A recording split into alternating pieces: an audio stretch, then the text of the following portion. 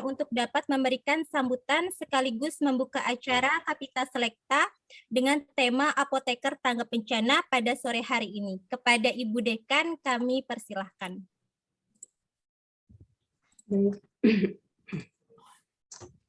Ya, baik. Yang saya hormati Ibu Prodi ya, tadi Bu Kaprodinya sudah minta izin, sedang menuju ke Jakarta, sepertinya dari Malang begitu. Yang saya hormati tentu narasumber nih, Mas Anwar. Yang saya hormati para dosen yang ikut dalam Kapita Selekta, juga mahasiswa apoteker yang saya hormati, yang semua yang hadir mengikuti kegiatan ini. Assalamualaikum warahmatullahi wabarakatuh. Salam sejahtera, Om Swastiastu, Namo Buddhaya, dan salam kebajikan. Selamat sore dan salam sehat. Ya. Saya sebagai pimpinan fakultas tentu menyambut baik kegiatan Kapita Selekta untuk program profesi apoteker yang secara kontinu diadakan dengan topik yang menarik. Dan sekarang ini topiknya juga buat saya sangat menarik karena apoteker tanggap bencana gitu ya. Dan ini satu hal yang mungkin dari sisi kita jarang ya, tapi mungkin nanti kita akan menyimak dengan baik materi yang akan dibawakan oleh pembicara atau narasumber kita. Ya. Tentunya saya tidak berpanjang lebar karena udah waktunya pun sudah sore. Mudah-mudahan para mahasiswa yang ikut dalam kegiatan ini tetap ceria, tetap semangat sehingga bisa mengambil semua inti yang dibawakan oleh narasumber. Itu saja. Dan semoga Kapita Selekta ini yang diadakan oleh program profesi apoteker ini yang pertama ya di semester yang baru itu bisa berjalan dengan lancar, dan tentunya dari program apoteker selalu menyiapkan topik-topik yang sangat menarik ya, dan bisa menambah wawasan kita sebagai apoteker. Itu saja. Saya kira itu yang bisa saya sampaikan. Selamat menikmati atau mengikuti acara ini dengan seksama sehingga bisa bermanfaat buat kita semua. Itu yang bisa saya sampaikan. Dan dengan ini Kapita Selekta saya nyatakan dibuka secara resmi. Oke, terima kasih. Wassalamualaikum warahmatullahi wabarakatuh. Waalaikumsalam warahmatullahi wabarakatuh. Terima kasih kepada Ibu Dekan Profesor Dr. Apoteker Sirlik Mala M. Biomed yang telah membuka acara. Tanpa berlama lagi, kita masuk ke dalam sesi inti, yaitu pemaparan materi yang akan disampaikan oleh narasumber dengan tema Apoteker Tanggap Bencana.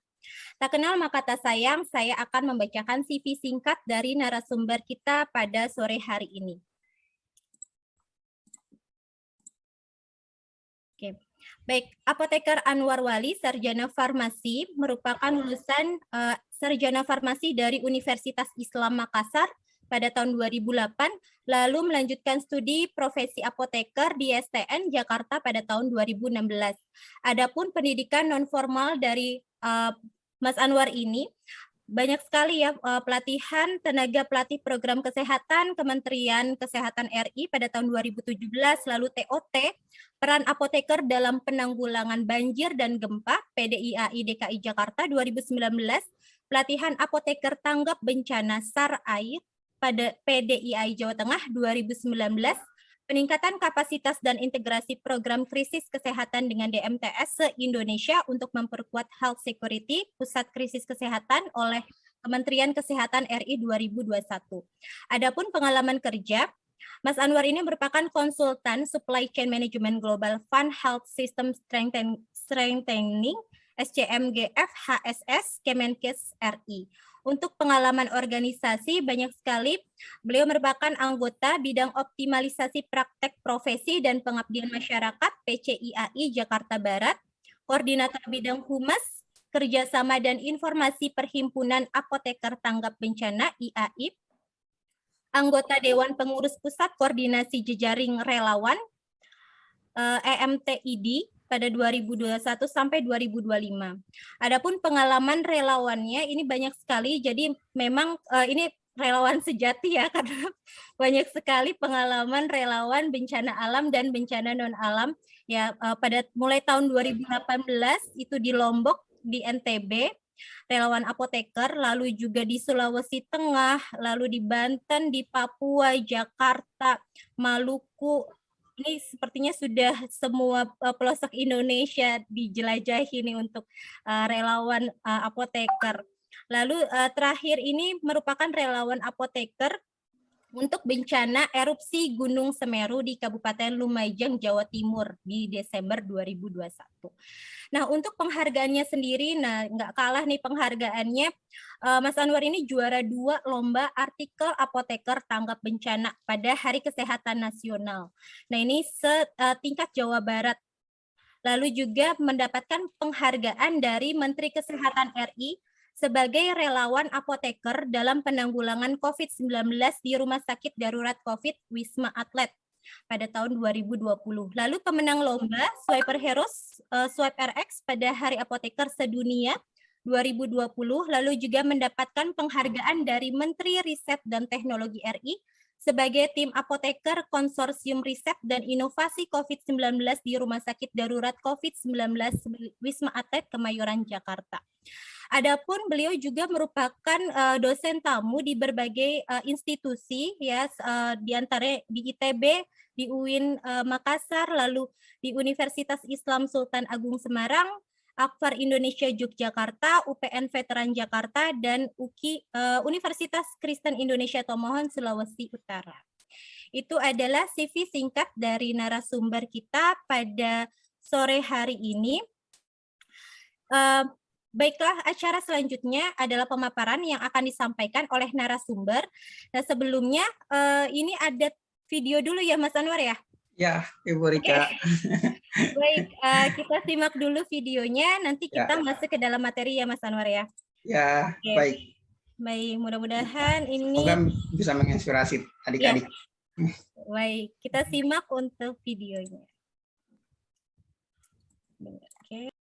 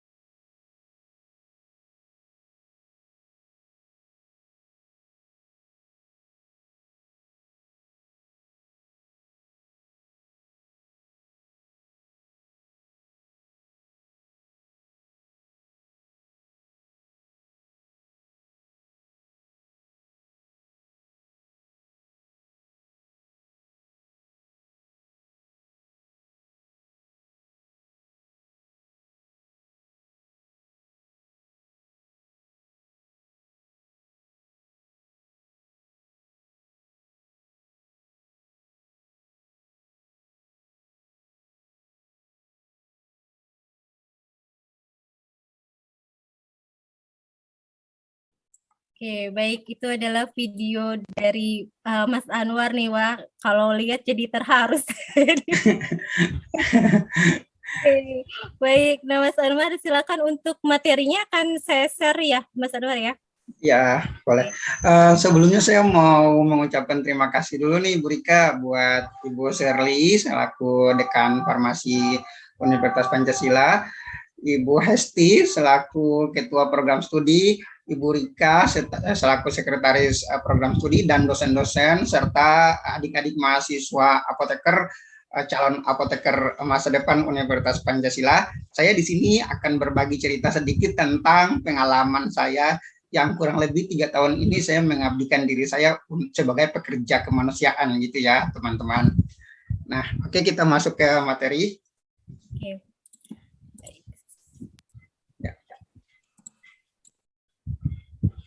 Ya, ini mohon izin Ibu Shirley, Ibu Rika, Ibu Hesti, saya berbagi cerita sedikit ya tentang pengalaman saya ke adik-adik calon apoteker masa depan Universitas Pancasila. Nah, adik-adik, ini waktu saya mendapatkan penghargaan dari Kementerian Kesehatan, mantan Menkes, Bapak Dr. Terawan. Nah, saya akan berbagi cerita sedikit tentang pengalaman saya terjun sebagai apoteker tanggap bencana, gitu. Oke, selanjutnya.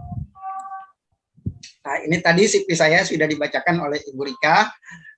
Kita langsung masuk ke materi saja. Nah, mungkin untuk adik-adik apoteker Universitas Pancasila pasti bertanya-tanya ya, kenapa sih mau jadi relawan gitu ya? Kenapa nggak kerja seperti teman-teman yang lain kayak di rumah sakit atau di puskesmas atau di pemerintahan atau di industri farmasi gitu ya?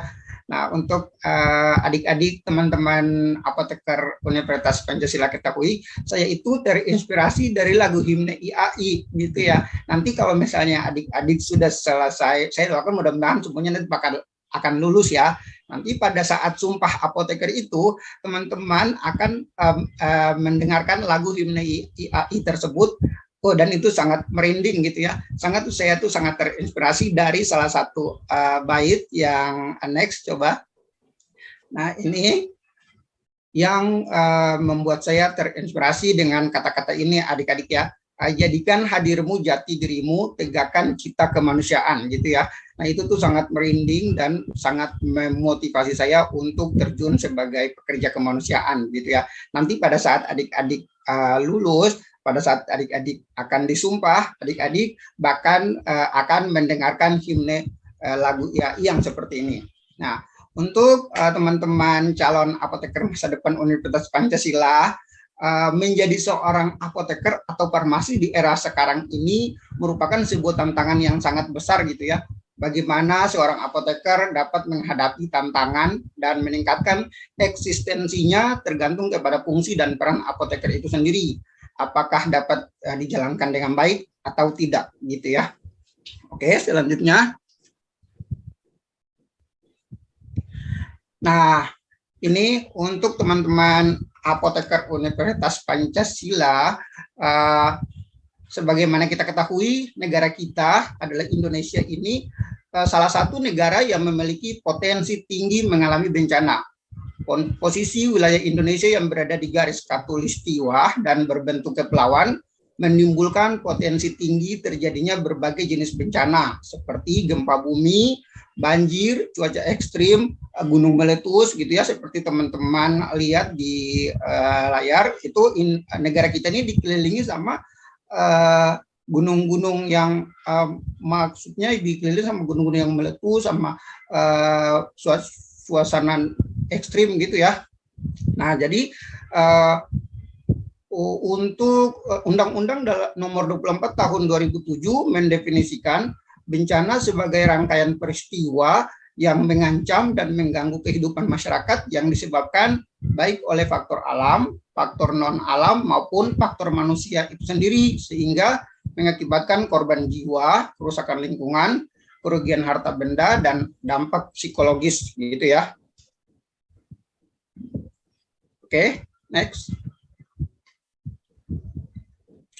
Nah, dalam Undang-Undang nomor 24 tahun 2007 menjelaskan tahapan penyelenggaraan penanggulangan bencana meliputi ada 3 tahap, yaitu ya pertama itu tahap prabencana, di antaranya ada kesiapsiagaan, mitigasi, dan pencegahan.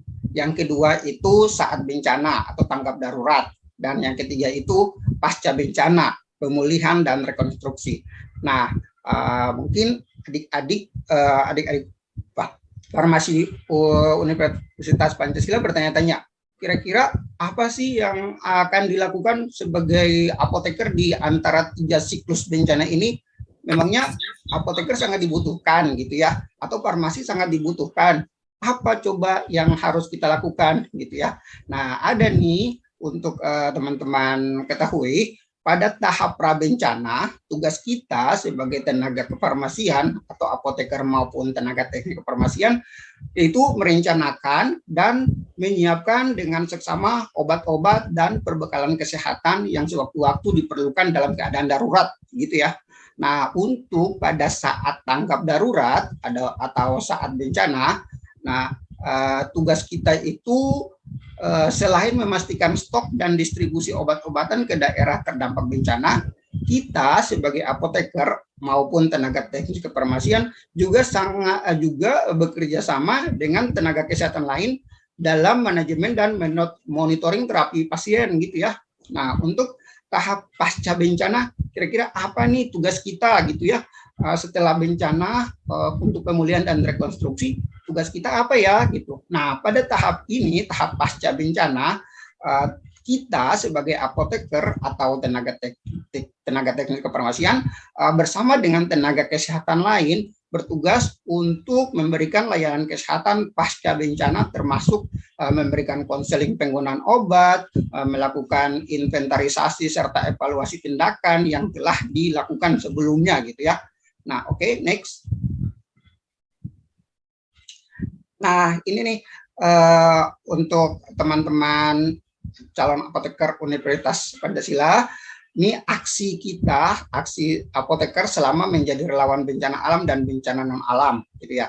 Nah, pertama-tama tuh kita diberikan keleluasaan untuk menggali informasi pasien. Kalau untuk di daerah bencana alam itu seperti di gempa atau di kayak kemarin di Lumajang itu, di posko itu ada beberapa macam jenis beberapa macam tenaga kesehatan ya, baik itu dokter, perawat, dan kita sebagai apoteker.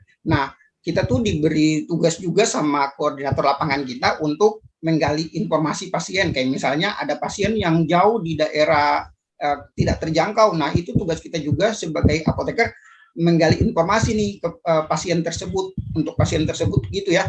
Nah, kalau misalnya pasiennya kita sudah temukan dan pasien dalam keadaan sakit atau luka atau butuh pertolongan, nah pasien itu kita bawa atau konsultasi dengan dokter terlebih dahulu gitu ya.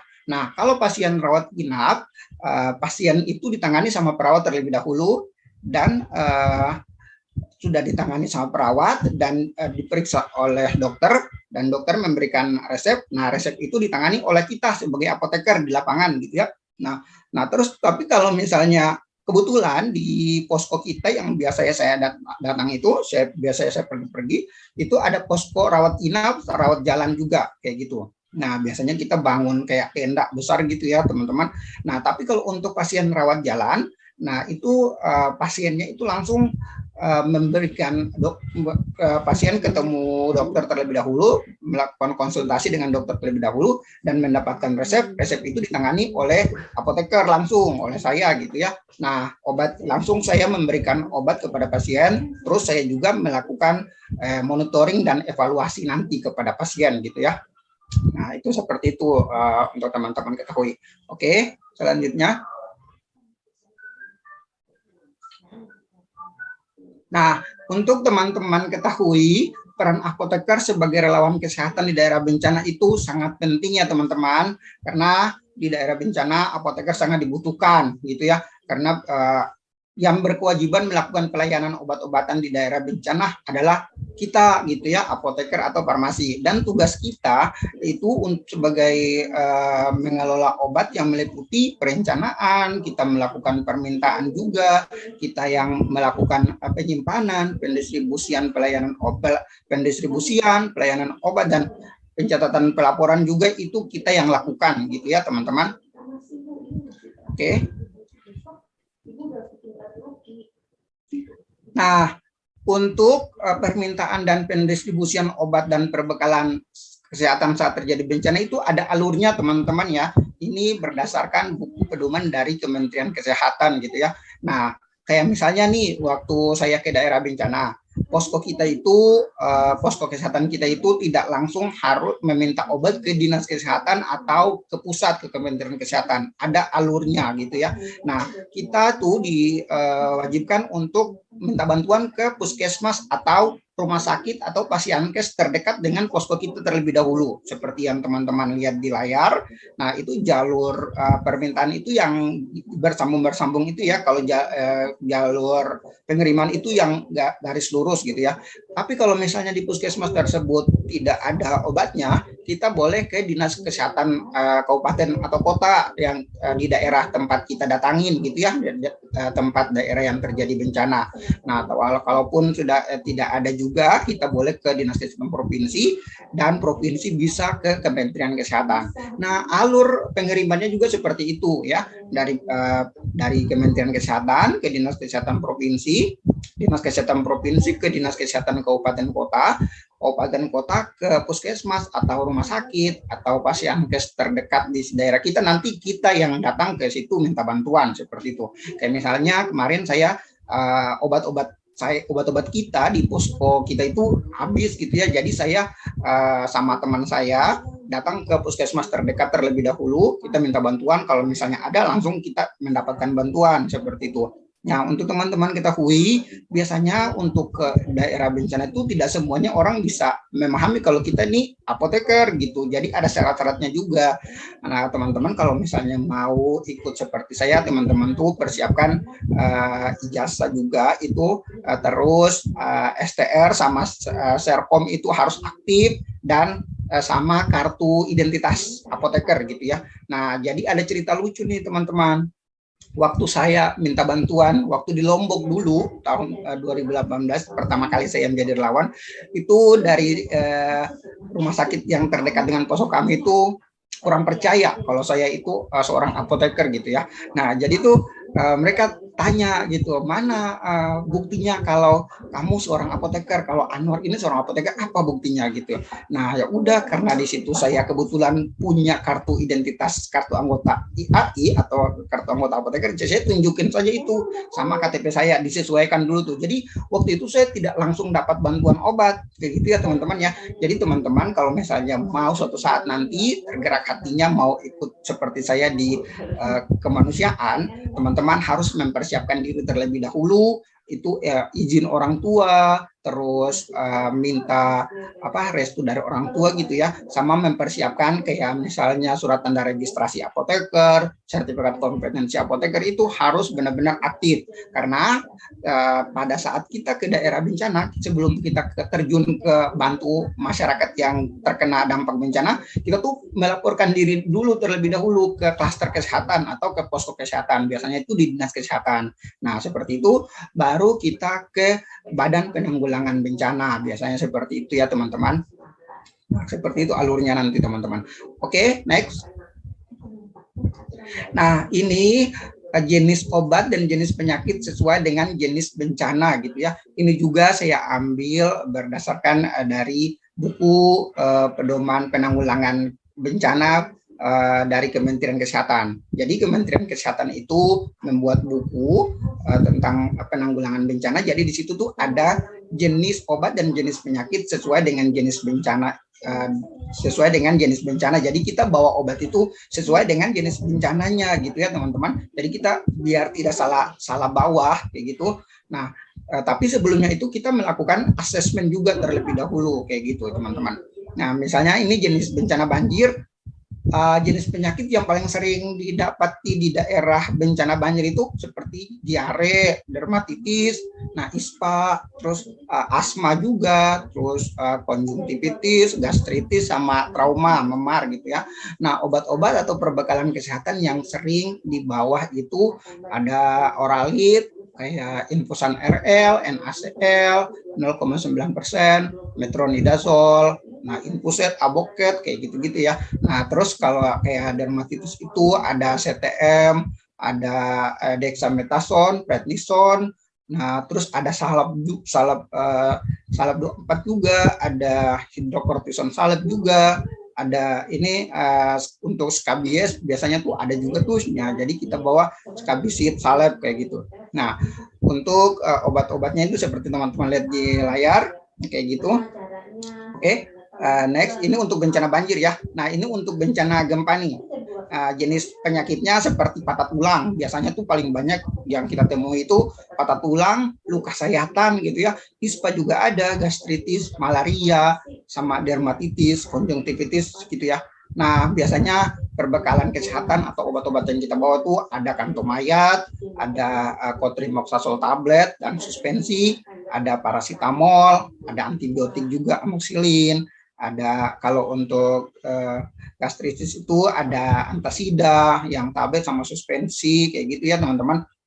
Nah untuk asma ada salbutamol kayak gitu-gitu seperti itu teman-teman. Jadi tapi sebelumnya kita juga melakukan asesmen terlebih dahulu, kayak misalnya kita datang dengan lembaga mana gitu ya. Nah itu biasanya tuh ada orang atau pegawai dari lembaga tersebut melakukan peninjauan ke daerah bencana terlebih dahulu sebelum mengutuskan tenaga kesehatan ke sana. Jadi seperti mereka kayak kemarin misalnya ke Lombok, mereka melakukan asesmen kira-kira apa saja nih yang saya bawa gitu ya, untuk apoteker apa saja, untuk tenaga kesehatan lain kayak dokter, perawat, apa saja kira-kira yang harus mereka siapkan sebelum berangkat ke sana. Jadi kita bawa itu kayak misalnya saya kan khusus obat nih, jadi saya bawa obat itu tidak sia-sia kayak gitu ya.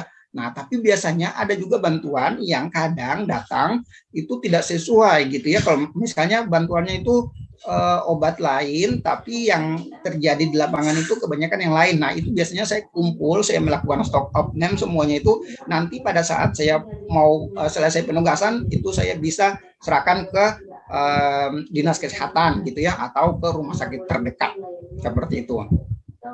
Nah, oke. Next. Nah, ini saya melakukan penyimpanan obatnya itu di daerah bencana sesuai dengan saya melakukannya berdasarkan kelas terapi dan menurut abjad. Ada alasannya juga nih teman-teman. Soalnya biasanya di daerah bencana itu seperti yang saya pergi-pergi itu sampai saat ini itu apoteker di tim kami itu masih saya sendiri gitu ya teman-teman ya. Jadi biasanya tuh kayak kemarin di Lombok itu selama 2 bulan apotekernya saya sendiri. Nanti sudah berjalan sekitar 1 bulan baru saya memohon bantuan, datanglah bantuan dari IAI gitu ya untuk tambah bantuan personil buat saya.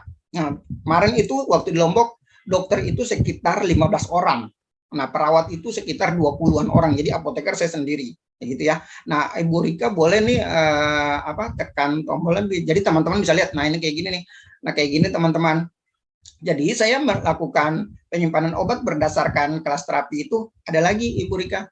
Nah, itu karena kalau misalnya saya ditugaskan untuk mobile medik atau pengobatan keliling, itu saya bisa menyerahkan obat itu ke teman-teman perawat atau teman-teman apoteker yang tinggal di posko kayak gitu ya teman-teman.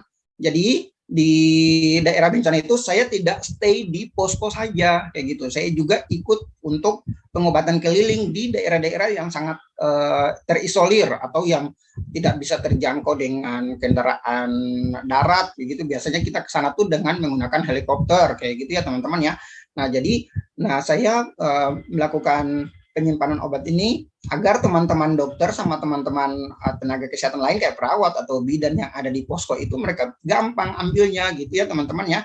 Nah, jadi kalau menurut abjad kan jadinya gampang tuh. Kalau misalnya soalnya kan kalau di daerah bencana kayak gempa bumi itu kita tidak mengetahui gempanya datangnya kapan gitu. Tiba-tiba aja gempa kayak di Lombok itu banyak banget gempa yang datang silih berganti. Kadang tuh bukan hitungan jam tapi menit kayak gitu ya teman-teman. Jadi kalau misalnya saya tidak ada di posko, teman-teman dokter atau teman-teman perawat itu gampang mengambil obat. Karena saya sudah susun menurut abjad, setiap minggu saya melakukan stock of name, dan kayak seperti teman-teman lihat di layar, di tiang-tiang itu saya menulis daftar obat-obatnya, nama obat-obatnya, dan di tempat-tempatnya di box-box itu ada nama-nama obatnya. Jadi teman-teman perawat sama teman-teman dokter itu gampang untuk mengambil, kayak misalnya obat ini kelas terapinya apa saja, obatnya apa saja. Nah gitu. Jadi sebelumnya itu saya udah menyerahkan terlebih dahulu sebelum saya melakukan mobile medic dengan teman-teman kesehatan lain, saya menyerahkan ke teman-teman kesehatan yang ada di posko seperti itu, biar agar tidak mereka tidak terkacir seperti itu. Soalnya kan kayak misalnya saya ke daerah terpencil itu susah jaringannya ya, jadi daripada nanti mereka telepon-telepon nggak bisa, terus saya juga nanti gimana ya perasaan saya kalau misalnya saya pergi meninggalkan obat-obat ini. Nah jadi teman-teman itu gampang untuk ambilnya seperti itu ya teman-teman. Oke, selanjutnya.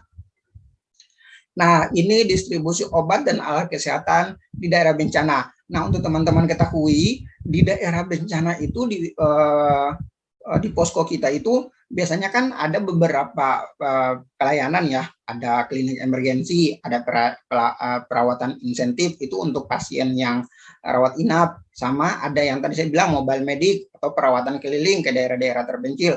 Dan obat-obat yang tidak saya gunakan biasanya saya sumbang ke rumah sakit tapi atas persetujuan dari dinas kesehatan terlebih dahulu gitu ya teman-teman. Jadi saya tuh membuat obat-obat itu ke dalam box-box gitu ya teman-teman, kayak ada box-box gitu, saya beli box-boxnya dan saya tulis di atas boxnya itu kayak obat ini khusus untuk klinik emergensi aja, obat ini khusus untuk perawatan insentif, obat ini khusus untuk perawatan keliling kayak gitu ya. Obat ini obat-obat yang tidak terpakai nanti kita akan sumbangkan ke fasilitas kesehatan yang membutuhkan gitu ya teman-teman. Nah jadi itu karena saya sendiri, untuk saya meminimalisir agar saya juga tidak panik atau saya tidak kocar-kacir atau saya tidak kalang kabut gitu ya teman-teman. Jadi saya buat seperti ini agar bisa membantu saya juga karena saya sendirian. Jadi saya tulis tuh obat-obatnya tuh di atasnya box-boxnya itu saya tulis nama-namanya, bukan saya tulis daftar nama obatnya sama ini obat ini khusus apa saja. Jadi teman-teman perawat dan teman-teman dokter juga gampang untuk mencarinya gitu ya. Kalau tiba-tiba ada gempa, soalnya kan orang-orang kadang panik gitu ya. Wah ini tempatnya di mana? Ini tempatnya di mana gitu. Nah jadi saya sengaja buat seperti ini agar gampang gitu ya. Jadi teman-teman yang ada di posko kalau saya sedang pergi itu mereka ambilnya gampang seperti itu ya teman-teman. Oke. Nah ini saya melakukan dispensing di daerah bencana alam. Nah, boleh ditekan. Nah ini foto-foto kegiatan saya. Nah saya melakukan edukasi kepada pasien tentang cara menggunakan obat dan baik dan benar, apalagi di daerah-daerah terpencil itu ya. Kadang orang-orang di daerah terpencil itu mereka jarang atau susah untuk mendapatkan pelayanan gitu ya. Kalau misalnya mereka jauh, apalagi kayak di daerah-daerah kepulauan, kayak dulu waktu saya ke Maluku, biasanya itu mereka kalau misalnya mau berobat itu harus ke kota atau ke tempat yang agak jauh, dan itu memakan waktu dan memerlukan perjalanan tuh kayak misalnya menggunakan speedboat seperti itu teman-teman, kayak misalnya ke daerahnya yang pulau-pulau antar pulau kayak gitu ya. Nah jadi sebelum kita pergi, saya tuh melakukan edukasi dulu nih ke pasien-pasien yang seperti teman-teman lihat. Nanti kayak misalnya pasiennya dapatnya keluhannya batuk atau alergi, misalnya dokter kasih resepnya Ambrosol dan CTM. Nanti saya kasih edukasi dulu kalau misalnya obatnya 3 kali sehari, itu berarti 3 kali 1 di etiketnya, itu berarti Bapak Ibu minumnya 3 kali sehari, pagi, siang, malam per 8 jam seperti itu ya. Kalau misalnya antibiotik ini misalnya antibiotiknya Cefadroxil minumnya 2 kali sehari, itu berarti per 12 jam dan itu harus tuntas sampai selesai. Nah gitu. Jadi teman-teman juga harus bisa melakukan edukasi kepada pasien dengan baik dan benar agar pasien yang meminum obat yang kita kasih itu bisa sembuh, dan kita kan juga jadi senang gitu ya kalau dengar kabar kalau pasiennya sembuh gitu. Saya punya cerita lucu nih buat teman-teman calon apoteker hebat dari Universitas Pancasila. Waktu saya ke Papua dulu ya teman-teman ya, ada nggak di sini dari Papua? Nah, waktu saya ke Papua dulu ya Ibu Rika ya, saya tuh datang di pos sekolah kita nih. Kalau orang Papua biasanya kan dipanggil Pace sama Mace ya untuk laki-laki gitu ya. Nah, karena waktu saya melakukan pengobatan di sana di Sentani itu, nah itu tuh yang banjir di Sentani itu di ini Papua gunung gitu ya, di gunung tapi mereka kebanjiran. Nah, otomatis mereka bikin posko di situ. Jadi kita sama teman-teman saya tuh bikin posko kesehatan. Datanglah berobat suami istri, Pace sama Mace. Itu Pace itu bapak, Mace itu mama gitu ya, untuk orang tua panggilan di sana. Seperti itu ya Ibu Rika ya dan teman-teman.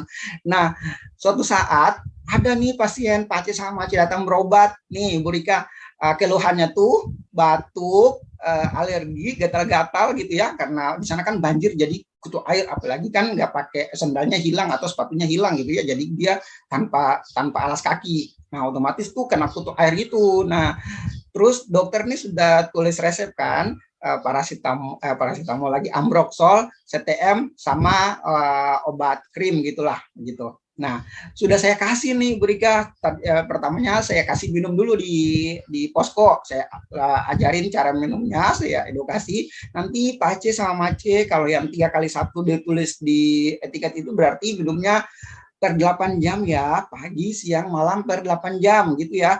Nah, udah nih minum dulu satunya gitu ya. Untuk yang saat ini diminum dulu karena mereka datang siang, jadi saya kasih minum dulu nih yang untuk siangnya gitu. Tahu-taunya Ibu Rika malam datang lagi pas gitunya. Nah, terus saya bilang ini itu untuk 3 hari tuh dokter kasih. Dokter bilang ini untuk 3 hari ya Mas Anwar, nanti tolong kasih tahu ke pasiennya untuk 3 hari lagi kalau misalnya masih ada keluhan boleh datang lagi setelah kalau misalnya obat sudah habis gitu ya. Malamnya datang lagi tahu Ibu Rika. Pas saya tanya, mereka datang dengan keluhan masih sama gitu ya, batuk, alergi, gatal-gatal gitu ya. Nah, terus saya bilang, loh kenapa datang lagi Pace sama Mace, kan obatnya untuk 3 hari. Nah, terus apa katanya mereka gitu, obat yang kakak, kan kalau di sana itu panggil kita itu kakak gitu ya, mereka untuk panggilan sopan untuk warga luar itu kakak gitu ya. Obat yang kakak kasih itu bentuknya kecil-kecil gitu ya, untuk teman-teman ketahui Ambroxol dan CTM itu kan kecil banget kan ya. Sangat kecil. Terus obat itu diminum dalam satu waktu malam itu, yang pas jam minum obat malam itu diminum semuanya yang 3 hari itu teman-teman. Waduh Ibu Rika sama teman-teman, saya shock banget waktu itu. Jadi saya bilang kok bisa obatnya diminum semuanya. Nah, itu kan untuk 3 hari, Pace sama Mace. Untungnya tuh Pace sama Mace itu nggak kenapa-kenapa gitu ya. Nah, itu beruntungnya saya tuh. Dia bilang gini, Pace sama Mace, obat yang kakak beri itu sangat kecil gitu ya. Jadi obatnya tuh maksudnya menurut dia itu obat yang sangat kecil. Jadi diminum aja semuanya biar cepat sembuh gitu, karena obatnya kecil seperti setitik nasi gitu katanya. Jadi untung itu Pace sama tidak kenapa-kenapa gitu ya teman-teman. Jadi pada saat itu, kejadian itu saya jadikan sebagai pelajaran. Mulai dari saat itu besoknya saya sendiri yang memberikan obat ke pasien. Jadi setiap jam minum obat, saya teman-teman saya itu datang ke posko-posko. Untung poskonya mereka itu berdekatan sama posko kita ya. Jadi setiap jam minum obat pagi saya keliling semua posko-posko itu. Tapi obatnya itu kan saya kasih nama ya yang jelas gitu per kantong-kantong, jadi gampang. Nah, untuk siang juga kayak gitu. Nah, mulai itu teman-teman saya takut banget, sama juga kayak di Lombok. Nah, kalau di Lombok itu Ibu Rika dan teman-teman ketahui, biasanya tuh nama-nama bangsawan itu kalau laki-laki itu lalu, kalau perempuan itu baik ya. Kalau untuk orang Lombok, di sini ada orang Lombok kan nih. Nah, biasanya tuh untuk nama-nama bangsawan itu pakai lalu sama baik. Kalau lalu untuk laki-laki dan baik untuk perempuan. Nah, ada nih pasien lalu. Nah, namanya tuh mirip-mirip. Nah, gitu ya. Pada saat sudah saya memberikan obat untungnya itu vitamin. Jadi pada saat saya memberikan vitamin ke pasien Bapak lalu yang satu, karena mereka tinggalnya satu posko dan di situ mereka semua di situ namanya mirip-mirip, obat yang saya kasih ke Bapak lalu yang pertama itu diminum sama Bapak lalu yang kedua yang datang gitu. Ya ampun Ibu Rika, saya shock. Dan untungnya itu cuma vitamin gitu ya, waktu itu saya kasih vitamin B kompleks. Nah jadi untuk pasien lalu yang satu diminum sama Bapak, lalu yang kedua dipikir itu punya dia. Jadi malah mulai dari detik itu, mulai dari saat itu saya minta data diri pasien itu minimal 2 nama. Nah ini juga untuk teman-teman ketahui, kalau misalnya teman-teman melakukan pengobatan atau edukasi atau baksos nanti, teman-teman itu harus tulis nama pasien minimal 2 nama gitu ya. Nah, dia bisa 1 karena saya juga belum tahu. Nah, saya jadikan sebagai pelajaran tuh. Saya cuma tulis lalu, tahu-taunya di situ nama lalu itu banyak gitu, nama bangsawannya mereka gitu ya, nama lalu gitu kayak untuk orang-orang bangsawan di Lombok gitu ya, kayak seperti itu. Nah, itulah cerita-cerita serunya teman-teman. Oke. Lanjutnya. Nah, ini saya melakukan monitoring dan evaluasi kepada pasien yang berobatnya berulang. Biasanya itu saya melakukan monitoring evaluasi untuk lansia dan pasien-pasien anak-anak atau bayi gitu ya, yang orang tuanya mohon maaf sudah tidak ada gitu di poskonya. Biasanya kayak bapak-bapak lansia ini biasanya pada di posko itu sudah terpisah dengan keluarganya. Nah gitu, waktu di Lombok sama Palu dulu kan, di Palu dulu ada bencana likuifaksi, otomatis warga itu berlarian menyelamatkan diri masing-masing. Nah, kebetulan bapak-bapak ini terpisah nih sama keluarganya. Jadi saya minta ke bapak-bapak ini sama nenek-nenek ini untuk datang di posko. Nanti setiap jam minum obat, saya langsung memberikan obatnya gitu ya. Nah, kalau misalnya bapaknya minum obatnya 3 kali sehari, berarti saya minta tolong bapaknya untuk datang di posko, atau misalnya kalau misalnya pasiennya tidak terlalu banyak di posko, saya yang samperin bapaknya di tenda-tendanya atau di pos tempat mereka tinggal, gitu, seperti itu ya. Setiap jam minum obat, saya harus melakukan monitoring dan saya mengevaluasi kira-kira bapak ini sudah sampai di mana penyembuhannya, sudah gitu obatnya masih diminum teratur atau tidak, kayak gitu. Kalau misalnya bapaknya obatnya dibawa sama bapaknya, otomatis saya cek lagi nih kira-kira obatnya diminum teratur nggak gitu. Kalau misalnya saya yang antar obatnya, saya cek sama teman saya yang dokter perkembangan bapak dan ibu ini, seperti itu ya teman-teman. Nah, biasanya kalau misalnya pasiennya ini punya keluarga yang sama-sama mengungsi, biasanya saya bisa minta tolong titip ke keluarganya yang bisa baca gitu ya, yang bisa baca tentang nama obat yang saya tulis. Nah, saya serahkan biasanya tuh ke anak-anaknya untuk mengingatkan bapaknya dalam mengkonsumsi obat atau minum obat nanti, seperti itu. Jadi saya bilang kalau misalnya ini 3 kali sehari, minumnya per 8 jam, kalau bisa, kalau obat-obat yang bukan obat-obat gastritis itu minumnya saya sudah makan, jadi harus bapaknya itu dikasih makan, diberi makan terlebih dahulu, setelah makan baru minum obat. Nah, jadi kalau obat-obat lambung biasanya saya anjurkan ke keluarganya untuk minum obat 30 menit terlebih dahulu, baru makan gitu ya. Nah, tapi kalau misalnya kayak seperti ini, bapak-bapak dan ibu-ibunya ini tidak punya keluarga, jadi saya sama teman saya yang melakukan monitoring dan evaluasi buat mereka, seperti itu teman-teman. Oke, nah untuk bekerja baik di daerah bencana alam maupun non alam, kita tuh apoteker atau tenaga kefarmasian tidak bisa bekerja sendiri ya teman-teman. Nah, kita butuh kolaborasi dengan tim tenaga kesehatan lain. Seperti ini, teman-teman lihat itu waktu saya melakukan pengobatan di daerah sangat terisolir, di daerah Palu sana itu, yang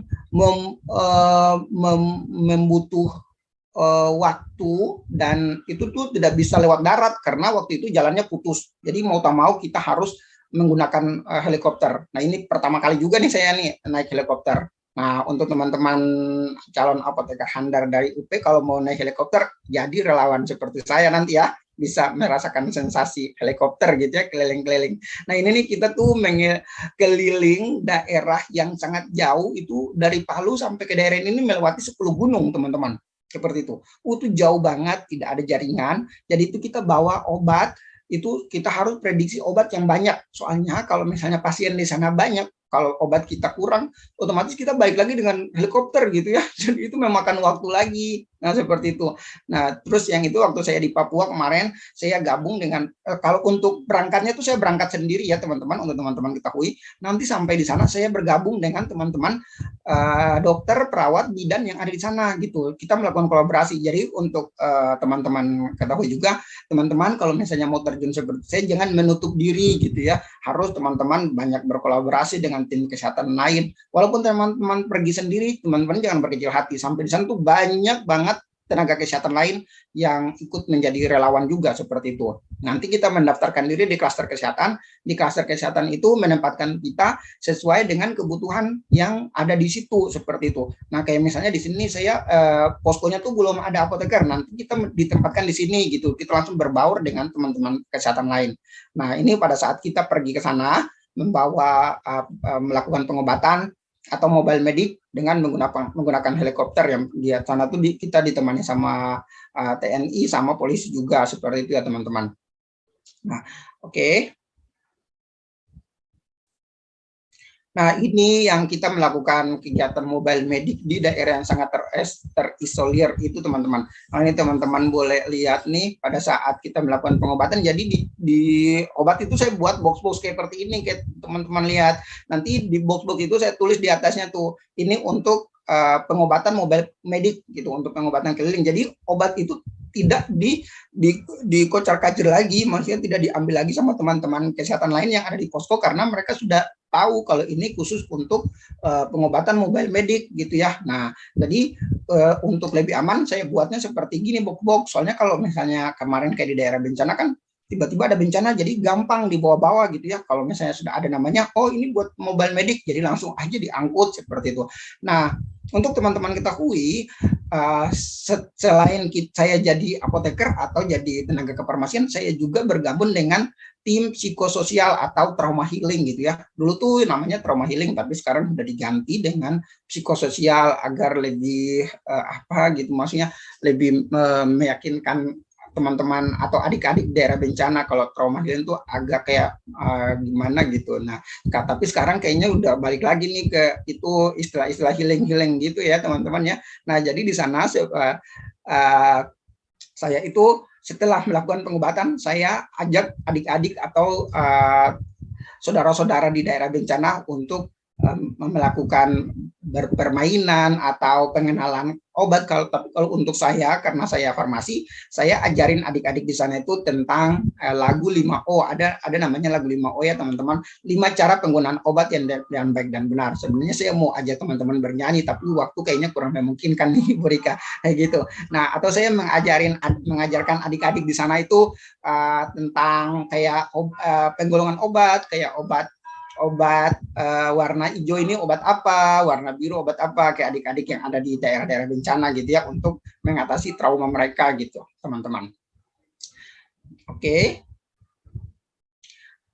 Nah, ini penanggulangan banjir di DKI Jakarta kemarin teman-teman. Waktu itu saya gabung juga dengan tim kesehatan, itu gabungan ada dokter, ada perawat gitu ya, dari ID, PPNI, dan PKK. Waktu di Jakarta Barat kemarin kita melakukan pengobatan untuk penanggulangan banjir DKI. Ini next aja. Ini cuma kasih lihat teman-teman saja nih. Nah, ini yang paling terbaru kemarin, saya ikut dalam tim emergency medical team Ikatan Dokter Indonesia. Kita melakukan penanggulangan bencana erupsi Gunung Semeru di Lumajang kemarin, kita melakukan pengobatan. Nah, seperti itu ya teman-teman. Oke. Nah, kira-kira teman-teman pasti bertanya ya, kira-kira apa sih tantangan yang dihadapi di daerah bencana gitu ya.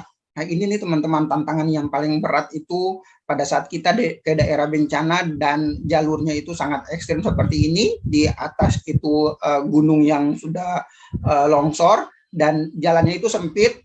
Nah, kalau misalnya ini bukan profesional yang bawa motor, bisa jatuh nih ke jurang. Waktu itu ada beberapa teman-teman yang sempat, ada juga yang katanya pas lewat di situ ada yang sempat jatuh tapi bisa tertolong seperti itu. Nah, terus tantangan kedua itu masalah bahasa teman-teman. Seperti teman-teman ketahui, negara kita kan banyak suku-sukunya dan punya bahasa yang berbeda-beda ya. Kayak misalnya saya ke Papua itu bahasanya lain, ke Lombok bahasanya lain, ke Jawa kemarin, saya bahasanya lain juga karena saya dari Ambon, otomatis saya tidak mengerti seperti itu ya teman-teman ya. Nah, jadi kita siasatinya dengan mengajak orang di daerah tersebut untuk jadi tour guide gitulah teman-teman. Jadi itu tuh tantangan yang paling berat untuk kita ke daerah bencana. Kalau misalnya kita tidak punya kenalan orang di sana, waduh, kita kadang bingung ini apa ngomongnya gitu ya, teman-teman. Itu kayak misalnya di Jawa itu ngomongnya apa, saya kadang tanya-tanya sama orang ini, bapaknya ngomongnya apa, seperti itu. Nah, itu tantangan yang saya hadapi di daerah bencana. Ini seperti ini jalannya pada saat kita melakukan pengobatan di daerah sebelah gunung sana, itu jalan penghubungnya itu putus. Jadi otomatis kita menggunakan motor seperti ini, bawa bantuan. Nah, ini pada saat yang digambar kiri bawah itu pada saat kita sudah selesai melakukan pengobatan, kita foto bersama. Nah, ini dokumentasi juga sangat penting ya teman-teman gitu ya, soalnya zaman sekarang no pitch sama dengan hoax gitu ya. Jadi kita sengaja melakukan dokumentasi buat nanti bercerita ke teman-teman seperti itu ya. Nah, ini tantangan yang terberat di daerah bencana, teman-teman. Oke. Nah, ini juga sebelum teman-teman terjun ke daerah bencana, saat ini tuh teman-teman untuk apoteker yang ingin bergabung di apoteker tanggap bencana harus persyaratannya memiliki sertifikat pelatihan terlebih dahulu gitu ya teman-teman. Kalau dulu pada saat saya ke daerah bencana itu saya terjun bebas. Jadi saya belum mengikuti pelatihan apoteker tanggap bencana terlebih dahulu, saya langsung datang aja nih, beranikan diri atau nekat aja gitu. Faktor nekat aja gitu ya. Nah, jadi teman-teman untuk mau bergabung bersama kami di apoteker tanggap bencana atau apoteker peduli bencana, teman-teman saat ini diwajibkan untuk mengikuti pelatihan apoteker tanggap bencana terlebih dahulu. Ini waktu saya mengikuti pelatihan apoteker tanggap bencana SAR Air di Jawa Tengah, di Magelang. Jadi kita diajarin bagaimana cara menolong orang pada saat orang itu tenggelam, kayak gitu ya, atau pada saat orang itu butuh bantuan kesehatan di air, gitu. Kira-kira apa yang kita lakukan? Nah, itu kemarin saya mengikuti pelatihan ini ya, teman-teman ya. Nah, oke. Nah, ini juga saya kemarin diundang sama Kementerian Kesehatan untuk mengikuti pelatihan juga yang temanya itu peningkatan kapasitas dan integritas program krisis kesehatan dengan disaster management team se-Indonesia gitu ya, untuk memperkuat health security. Jadi teman-teman itu kalau misalnya teman-teman sudah terbiasa ke daerah bencana, otomatis teman-teman itu akan didata gitu ya, baik di Kementerian Kesehatan maupun di Badan Nasional Penanggulangan Bencana atau BNPB seperti itu ya, atau di profesi kita kayak di apoteker seperti itu. Nah, nanti kalau misalnya teman-teman sudah mengikuti beberapa pelatihan atau sudah terbiasa ke daerah bencana atau sudah pernah didata di Dinas Kesehatan di daerah-daerah yang teman-teman datangin, nanti kalau misalnya ada yang butuh tenaga apoteker atau tenaga kefarmasian, kita tuh dihubungi kayak gitu. Nah, nanti rencananya mau ke Banten atau ke Pasaman, ke Sumatera Barat. Nah, saya kemarin di calling juga sama ada lembaga kemanusiaan yang mau berangkat, yang membutuhkan apoteker bergabung dengan tenaga kesehatan. Nanti minggu depan mungkin saya akan ke sana gitu ya, mewakili teman-teman apoteker kayak gitu. Nah, jadi kalau misalnya teman-teman mau seperti saya ikut kegiatan-kegiatan kemanusiaan, teman-teman bisa ikut pelatihan, terus teman-teman mendaftarkan diri teman-teman, dan suatu saat pada saat bukannya kita meminta ya kan, tapi karena Indonesia ini daerah rawan bencana, suatu saat ada tenaga kemanusiaan, lembaga kemanusiaan yang butuh tenaga kefarmasian atau apoteker, biasanya tuh di calling kayak gitu. Nah, karena mereka sudah tahu kan kita ini sering ke daerah bencana gitu, nanti mereka calling, Anwar mau nggak ikut sama kami kayak gitu. Nah, seperti itu teman-teman. Untuk teman-teman ketahui, kira-kira teman-teman bertanya, kira-kira kalau jadi relawan digaji nggak gitu ya?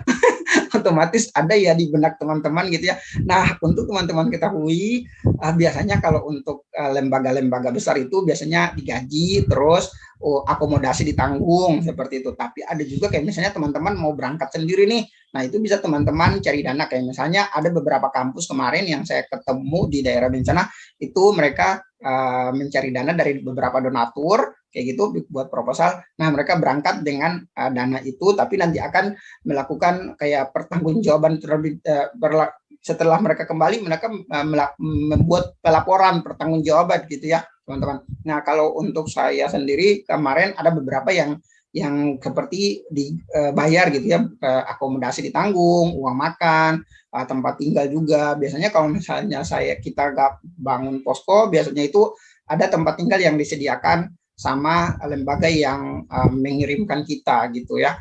Nah kalau untuk saya sendiri, saya itu suka pergi dengan lembaga yang berbeda. Karena apa? Karena saya ingin beradaptasi atau mengenal dengan beberapa teman-teman yang punya profesi lain nih, seperti saya, kayak misalnya teman-teman dokter gitu.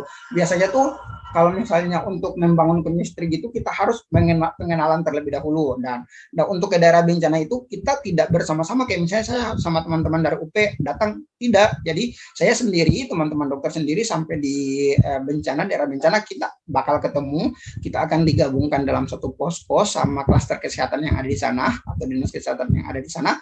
Nah kita berbaur seperti itu. Jadi teman-teman juga itu jangan kalau mau mengikuti jejak saya sebagai pekerja kemanusiaan, teman-teman jangan menutup diri gitu ya. Teman-teman harus bisa membuka diri, bisa berkenalan atau berteman dengan banyak relasi seperti itu. Nah, oke. Next. Nah, ini untuk kesimpulannya, teman-teman, sebagai tenaga kesehatan profesional, apoteker atau tenaga teknis kefarmasian juga memiliki peran penting nih untuk saling bekerja sama dengan tenaga kesehatan lain di daerah bencana, terutama dalam pengobatan dan pemantauan terapi obat terhadap pasien. Nah, untuk teman-teman ketahui, kita apoteker dan tenaga teknis kefarmasian membutuhkan pengembangan dan pelatihan yang profesional untuk berkelanjutan untuk peran farmasi di daerah bencana seperti itu. Nah, oke. Nah, saya punya quotes nih buat teman-teman calon farmasis masa depan Universitas Pancasila ya. Untuk teman-teman jangan takut jadi relawan ya. Kita mungkin harus merelakan sesuatu yang baik, namun kita akan peroleh sesuatu yang lebih baik lagi.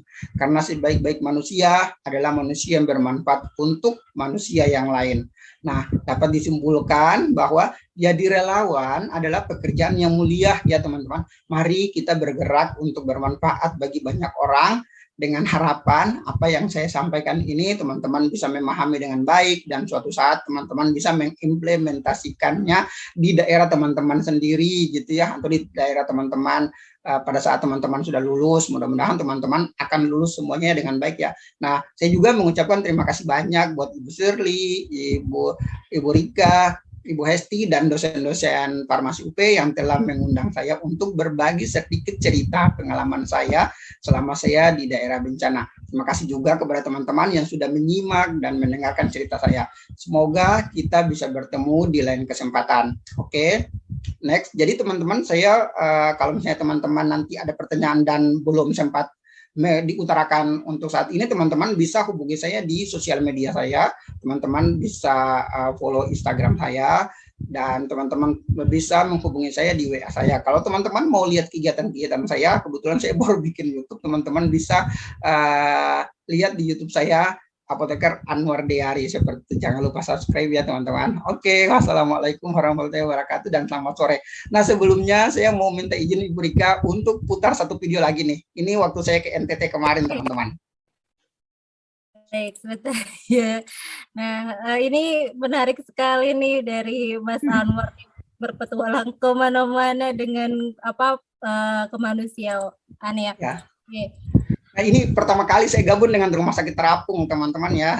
Untuk ya, Ibu Rika dan teman-teman ketahui, Rumah Sakit Terapung itu belum banyak di Indonesia, dan ini salah satu punya Universitas Airlangga. Saya diajak untuk bergabung di situ. Ini pengalaman pertama saya melakukan pelayanan pada saat ombak di atas kapal, gitu. Nah, teman-teman silakan menyimak kegiatan kami ya. Ini videonya.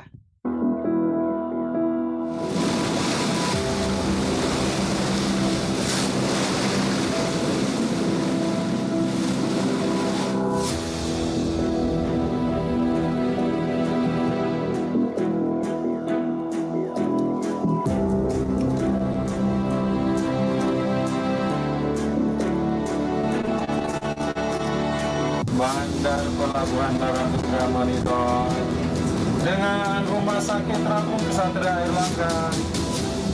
Kami turut bela sungkawa, tapi kami juga merasa bahwa harus berbuat sesuatu.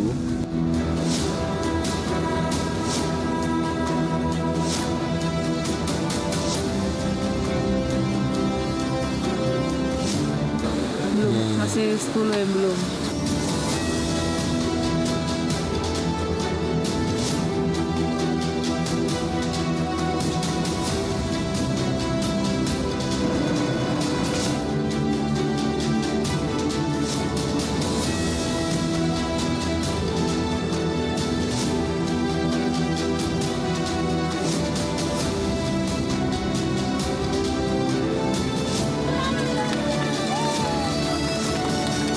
Rumah Sakit Terapung Kesatria Airlangga.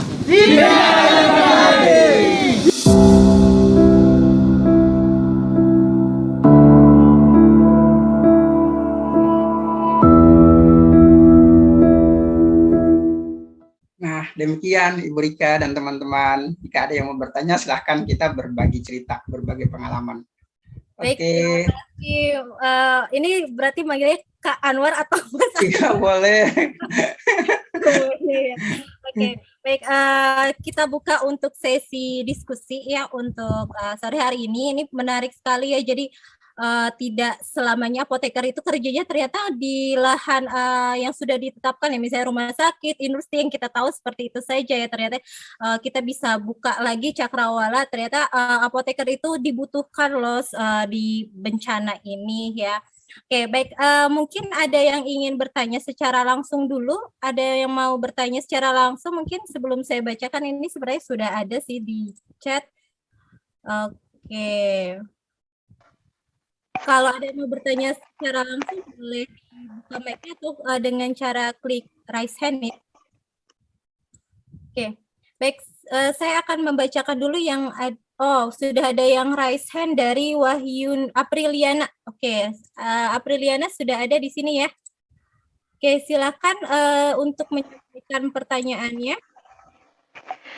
Baik, terima kasih Bu Rika. Terima kasih juga kepada Pak Anwar atas pemaparan materinya. Perkenalkan, nama saya Apriliana Wahyuni. Di sini saya izin bertanya terkait dengan tadi pelatihan apoteker tanggap bencana. Biasanya untuk pelatihannya itu diadakan oleh organisasi IAI atau dari pemerintah seperti itu. Terima kasih. Oh iya. Oke, saya langsung jawab Ibu Rika. Ya, silakan Mas Anwar. Ya, terima kasih buat teman Apriliana Wahyuni. Pertanyaannya bagus ya. Jadi untuk saat ini pelatihan tangkap bencana itu biasanya diakomodir sama PPIAI atau apoteker tangkap bencana PPIAI. Tapi karena COVID dan sekarang kan masih pandemi gitu ya. Ya sekarang itu pelatihannya di tiap daerah. Kayak misalnya saat ini ada daerah Sulawesi Selatan sama pengurus IAI daerah NTT Nusa Tenggara Timur melakukan pelatihan. Pelatihannya itu ada dua bagian, ada yang online. Kalau online itu untuk materi-materi kayak seperti ini, dan prakteknya itu secara offline kayak gitu. Nah itu atas kerjasama dengan Badan Penanggulangan Bencana Daerah seperti itu. Nah kalau dulu saya pernah ikuti yang di DKI itu tentang pelatihan untuk bagaimana caranya menolong pasien atau menolong orang pada saat gempa. Jadi waktu itu kita menggunakan salah satu rumah sakit di Jakarta, rumah sakit yang itu ya gedungnya tinggi-tinggi gitu ya. Jadi bagaimana caranya kita diajarin untuk mengevakuasi pasien dari lantai atas sampai ke pasien selamat sampai ke lantai bawah seperti itu teman-teman. Nah kalau dari pemerintah biasanya diadakan sama Badan Nasional Penanggulangan Bencana sama Kementerian Kesehatan, pusat krisis kesehatan seperti yang saya ikuti kemarin itu ya teman-teman. Nah jadi kalau teman-teman mau ikuti biasanya tuh ada pemberitahuannya gitu ya, baik di sosial media kayak Instagram gitu, atau ada broadcast kayak di grup-grup WhatsApp biasanya gitu, atau ada pelatihan-pelatihannya seperti itu. Nah untuk syarat-syaratnya itu biasanya harus memiliki sertifikat kompetensi sama surat tanda registrasi apoteker gitu ya. Jadi teman-teman kalau misalnya teman-teman mau ikuti, teman-teman harus lulus apoteker terlebih dahulu. Tapi biasanya juga untuk mahasiswa ada kemarin yang melakukan itu dari kalau nggak salah dari Sulawesi Selatan, mahasiswanya itu melakukan kerjasama dengan Badan Nasional Penanggulangan Bencana atau di BPBD daerahnya, Badan Penanggulangan Bencana Daerah, mereka melakukan pelatihan seperti itu. Kayak di daerah-daerah yang rawan bencana itu paling sering melakukan pelatihan-pelatihan kayak misalnya untuk apoteker apa gitu ya, apoteker tangga bencana kira-kira karena kita fokus ke obat, tapi kita juga tidak selamanya fokus ke obat. Kayak saya kemarin ikut juga tuh kayak psikososial atau trauma healing gitu ya. Nah, itu biasanya kita tuh diajarin bagaimana caranya untuk membangun komunikasi yang baik dan benar dengan adik-adik daerah bencana gitu, atau dengan orang-orang yang lebih tua gitu ya. Biasanya kan mereka kayak gangguan apa gitu ya, kalau mau komunikasi baik, atau misalnya ada anggota keluarganya yang belum ditemukan, itu kan mental mereka biasanya agak ini juga gitu ya. Maksudnya bagaimana caranya kita untuk menangani mereka, untuk emosional mereka seperti itu. Nah, itu ada biasanya pelatihannya kayak gitu. Baik, apakah sudah terjawab, Apriliana? Sudah, Bu. Terima kasih, Pak. Terima kasih. Ya, Bu Rika. jadi nanti teman-teman bisa cari di kayak Instagram gitu. Saat ini pasti semua punya Instagram ya. Nah, di situ tuh ada banyak lembaga-lembaga kemanusiaan yang buat pelatihan-pelatihan gitu ya. Kayak Indo Relawan seperti itu. Terus kayak lembaga LAS gitu ya, lembaga ambil zakat seperti itu, kayak BNPB sendiri itu biasanya ada pelatihan-pelatihan yang mereka buka untuk umum juga seperti itu. Dan pelatihan itu free ya, Mas Anwar ya? Ya, biasanya pelatihannya free. Kalau misalnya teman-teman butuh kayak apoteker kayak kita ya, saat ini apoteker kan butuh SKP. Nah, itu biasanya ada SKP untuk apoteker juga, jadi masuk di SKP pengabdian namanya. Nah, kalau misalnya teman-teman sudah tidak apoteker nanti, teman-teman mau terjun ke apoteker tangga bencana, bisa teman-teman ikut dan teman-teman mendapat sertifikat gitu ya, seperti itu. Oke, baik. Bagaimana, Apriliana? Sudah cukup? Ada lagi? Sudah cukup, Bu. Terima kasih. Baik, kita ke pertanyaan selanjutnya. Ini sudah ada yang raise hand berikutnya. Nah, sudah hadir nih Muhammad Alfian Panu. Silahkan. Baik, terima kasih Bu Rika. Terima kasih Pak Anwar atas kesempatan yang diberikan. Perkenalkan, nama saya Alfian. Sedikit pertanyaan dari saya. Seperti yang kita ketahui bahwa pada saat terjadi bencana ada saja berbagai macam penyakit yang muncul ataupun meningkatnya penyakit pada saat pasca bencana. Terlebih pada saat ini kita dihadapkan dengan masa pandemi COVID-19 seperti itu. Nah, pertanyaan saya, bagaimana cara Bapak Anwar untuk mengatasi berbagai macam penyakit yang muncul sedangkan obat yang dibawa pada lokasi bencana itu sangat terbatas, terlebih di daerah-daerah terpencil yang sangat sulit dijangkau seperti itu, Pak. Terima kasih. Oke, makasih Bang Alfian. Kalau Bang Alfian ini dari mana? Dari Gorontalo, Pak. Oh, dari Gorontalo, iya. Gitu ya.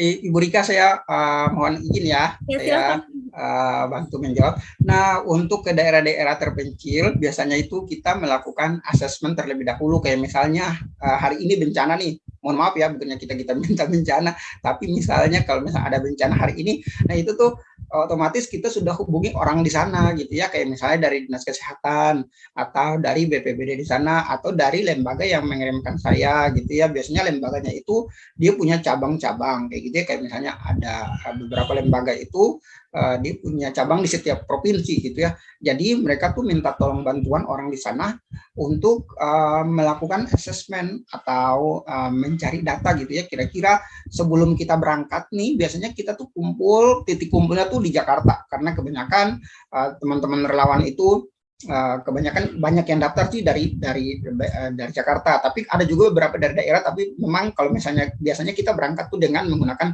Hercules yang disiapkan sama TNI Angkatan Udara. Nah, sebelum kita berangkat, kita mendapatkan data terlebih dahulu, hasil asesmen itu kayak penyakit yang paling banyak ditemukan di sana apa gitu. Saat ini penyakit di daerah bencana tersebut itu apa penyakit yang paling banyak diderita sama warga terdampak bencana gitu, dan obat-obatnya harus apa. Nah itu langsung cepatnya juga saya sama teman-teman tenaga kesehatan lain kayak perawat dan apoteker dan dokter langsung berembuk nih, kira-kira obat apa-apa saja ya. Saya melakukan konsultasi dengan dokter itu pada saat itu langsung kita kayak buat satu grup dan di situ kita bahas sebelum kita berangkat. Kalau Lombok kemarin itu pengalaman saya di Lombok itu kayak di Lombok itu malam ini bencana di Lombok itu terjadi kan sore hari ya pada saat menjelang malam. Jadi besoknya itu kita sudah harus berangkat. Jadi malam itu juga kita harus cari tahu bagaimana keadaan di sana, kondisi kesehatan di sana, kondisi penyakit apa saja kayak gitu-gitu. Kira-kira banyak yang apa kayak misalnya kemarin itu banyak yang luka sayat karena kena atap seng gitu ya, atau luka memar karena lari gitu, soalnya kan gempa jadi mereka lari kayak nabrak rumah jadinya bengkak atau apa.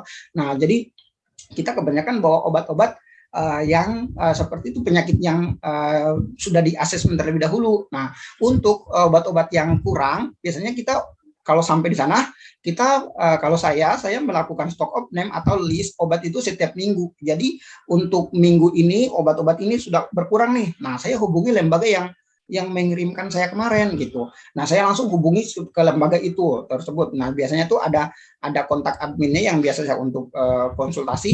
Nah saya langsung lapor nih. Nah obat ini habis gitu, tolong disiapkan. Tapi kalau misalnya kan pengiriman dari Jakarta ke daerah bencana agak susah gitu ya teman-teman. Nah saya datang ke posko organisasi saya gitu, ke posko IAI gitu, atau saya datang ke dinas kesehatan, atau kayak tadi saya datang ke rumah sakit terdekat terlebih dahulu atau puskesmas, tapi dengan bawa syarat-syarat gitu, kayak misalnya harus punya kartu anggota apoteker gitu ya, atau teman-teman foto, teman-teman punya STR atau Serkom atau ijazah kayak gitu. Jadi bisa meyakinkan teman-teman kalau teman-teman ini tenaga kesehatan seperti itu. Soalnya di daerah bencana ada juga, jangan salah, ada juga yang memanfaatkan keadaan gitu ya. Ada yang ngaku-ngaku, biasanya ngaku-ngaku tenaga kesehatan, tentunya bukan kayak gitu ya. Nah jadi untuk menghindari seperti itu, kesalahan seperti itu, jadi saya mempersiapkan nih dari jauh-jauh hari. Biasanya di handphone saya itu saya scan persyaratan-persyaratan itu. Nah pada saat saya minta bantuan itu saya dapat bantuan gitu ya. Nah, gitu untuk Alfian dan teman-teman ketahui. Jadi kita bawa obat-obat sesuai dengan hasil asesmen terlebih dahulu, dan kalau misalnya obat-obatnya kurang itu 1 minggu atau 2 minggu lah gitu saya melakukan permintaan. Soalnya yang buat daftar obat itu kita gitu ya, tenaga kefarmasian, apoteker, teman-teman lain yang mereka bekerja sesuai dengan profesinya mereka gitu. Nah, untuk penanganan obat saya, jadi setiap minggu itu saya melakukan stock of name gitu ya, saya daftar obat-obat sesuai dengan obat-obat yang masih banyak di posko, obat-obat ini expirednya kapan gitu. Kalau misalnya ada obat-obat yang ED dekat kayak gitu, nah saya konsultasikan lagi ke dokter gitu, kayak dokter ini obat ini mendekati ED nih. Kalau misalnya ada pasien yang cocok yang diindikasi yang didiagnosa ada dengan obat yang kita punya, segera kita keluarkan gitu. Nah seperti itu kalau saya kemarin. Jadi kalau misalnya ada juga obat, kalau misalnya kita bawa tapi obatnya tidak terpakai, nah itu saya simpan, tapi saya membuat list juga kayak obat ini tidak terpakai, pakai keterangan gitu ya. Obat ini saya simpan, nanti di suatu box itu saya tulis di atasnya itu obat yang tidak terpakai gitu. Jadi saya simpan di situ, saya tulis juga dengan nama obatnya, expired date-nya kayak gitu ya. Berapa banyak jumlahnya obat ini yang tersedia di sini yang kita punya kayak gitu. Jadi teman-teman perawat, kalau misalnya teman-teman perawat saya pergi, teman-teman perawat itu atau dokter itu bisa tahu, oh obat ini obat yang kita tidak punya nih kayak gitu. Nah kalau misalnya ada dari posko lain, posko kesehatan lain yang datang ke kita minta bantuan, biasanya kita kayak gitu, saling membantu ya antar posko. Kalau misalnya daerahnya jauh atau sangat terisolir, kayak misalnya kita datang tadi itu yang di Palu itu di lewat 10 gunung kayak gitu, jadi nggak ada jaringan, jadi antar kita nih sesama posko kesehatan saling berbagi atau tukar-menukar obat gitu ya kalau misalnya, tapi yang itu yang dilakukan sesama farmasi gitu. Nah jadi saya siapkan obat-obat ini yang tidak terpakai di posko kita, kalau ada posko lain yang membutuhkan saya bisa serahkan ke mereka seperti itu.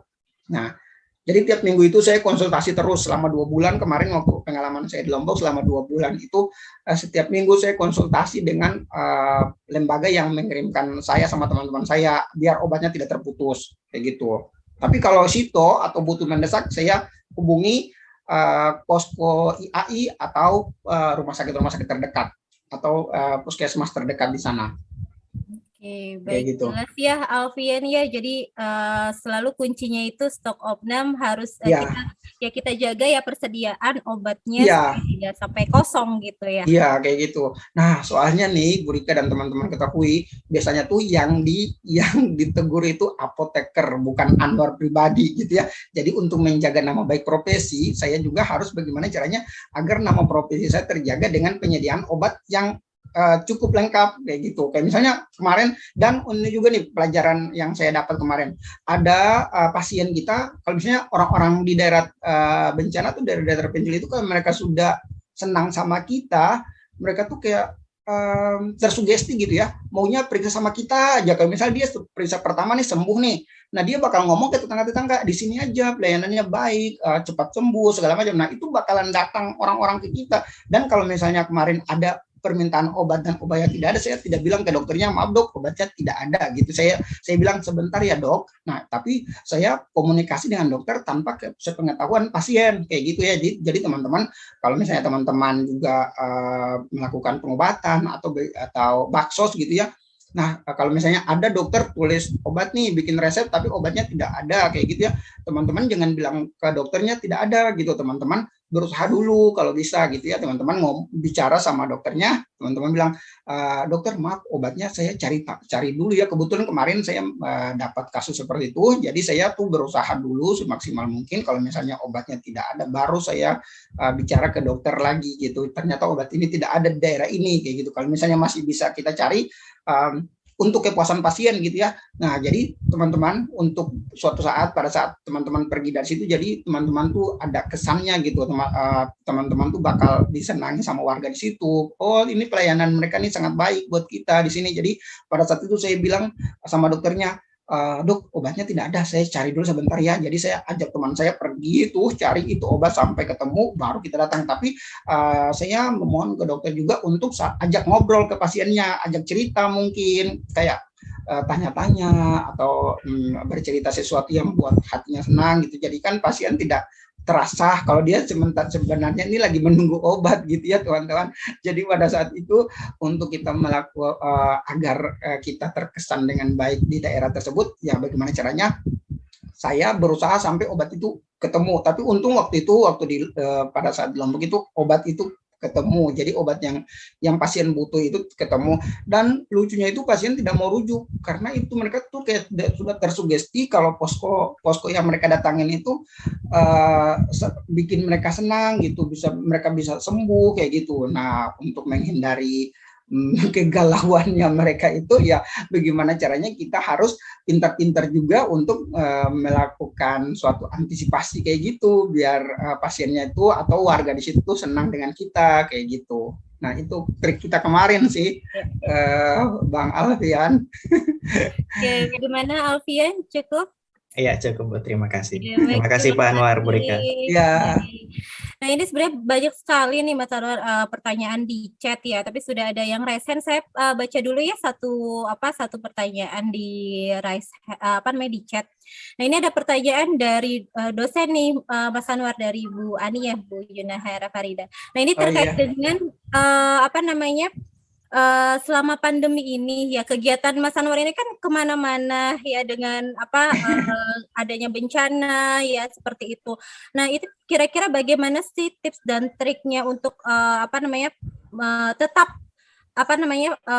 melakukan kegiatan tersebut, tetapi dalam masa pandemi ini bagaimana caranya supaya menjaga diri supaya tidak terpapar? Nah, ini terima kasih ya buat ibunya. Waduh, ini untuk Ibu Rika dan para dosen dan teman-teman ketahui, alhamdulillah dari pertama kali saya jadi relawan COVID sampai saat ini saya belum positif. Amit-amit jangan sampai gitu ya.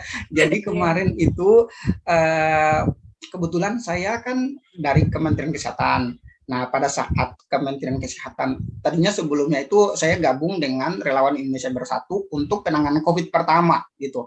Jadi pada saat COVID pertama masuk di Indonesia bulan Maret 2020, itu saya sudah gabung, Ibu Rika dan teman-teman. Nah, di situ lagi dan lagi apoteker baru saya sendiri waktu itu. Nah, jadi saya itu dibintah sama relawan Indonesia Bersatu. Karena gitu tadi teman-teman yang saya bilang. Jadi kalau misalnya kita sudah terbiasa, otomatis tuh bakal nama kita tuh bakal dicerita-cerita terus. Nah gitu. Tapi dengan catatan kita harus juga kayak attitude kita harus bagus, cara komunikasi kita dengan teman sejawat yang lain juga bagus, gitu-gitu ya teman-teman ya. Nah biasanya kita tuh dikasih vitamin, dikasih kalau misalnya kayak di Wisma Atlet kemarin itu kita dapat makanan juga, itu makanan itu bebas, kita mau makan kapan saja kita bisa ambil kayak gitu ya. Nah dan itu harus berpikir positif. Terus teman-teman jangan bilang nanti saya kena COVID kayak gitu-gitu. Tapi teman-teman harus niat nih. Pertama izin orang tua sangat penting gitu ya teman-teman. Harus dapat restu dari orang tua, soalnya yang kita jadi relawan ini sebenarnya kita juga sama berperang gitu ya.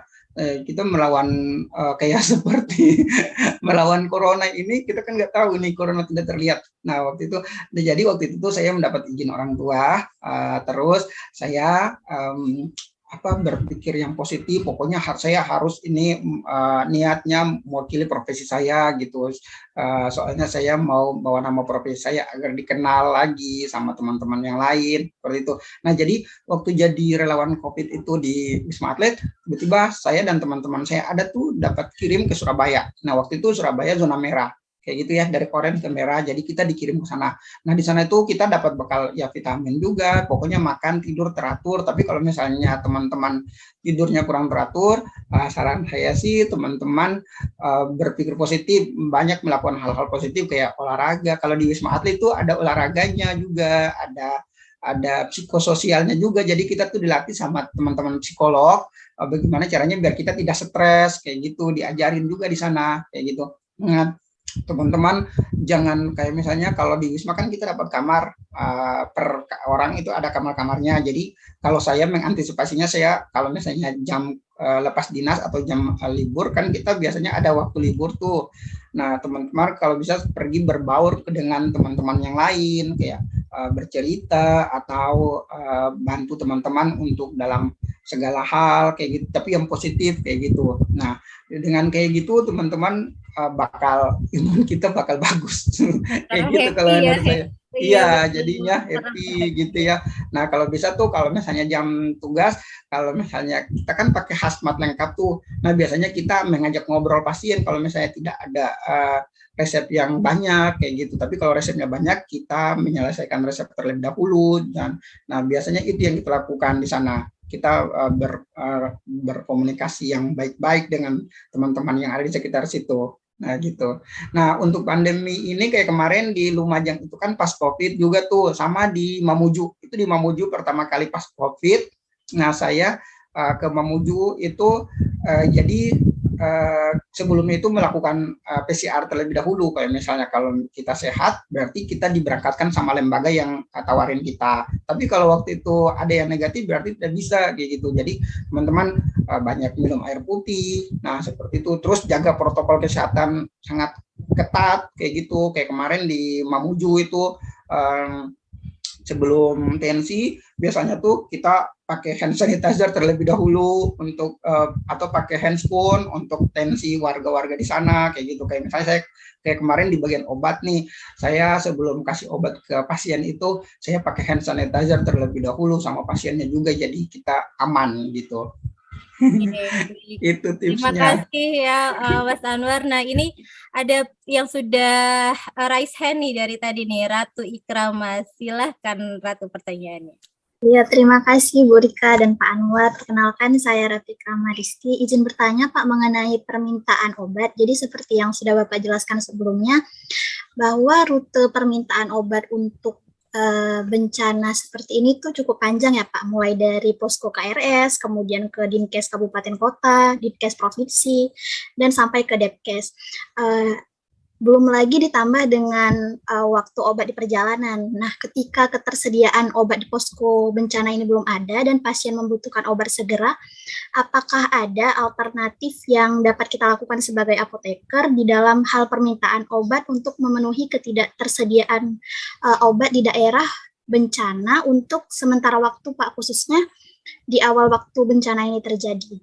Terima kasih Pak. Oke, Iya, baik. Silakan. terima kasih Ratu. Oh, namanya bagus banget nih, Ratu Ikramah.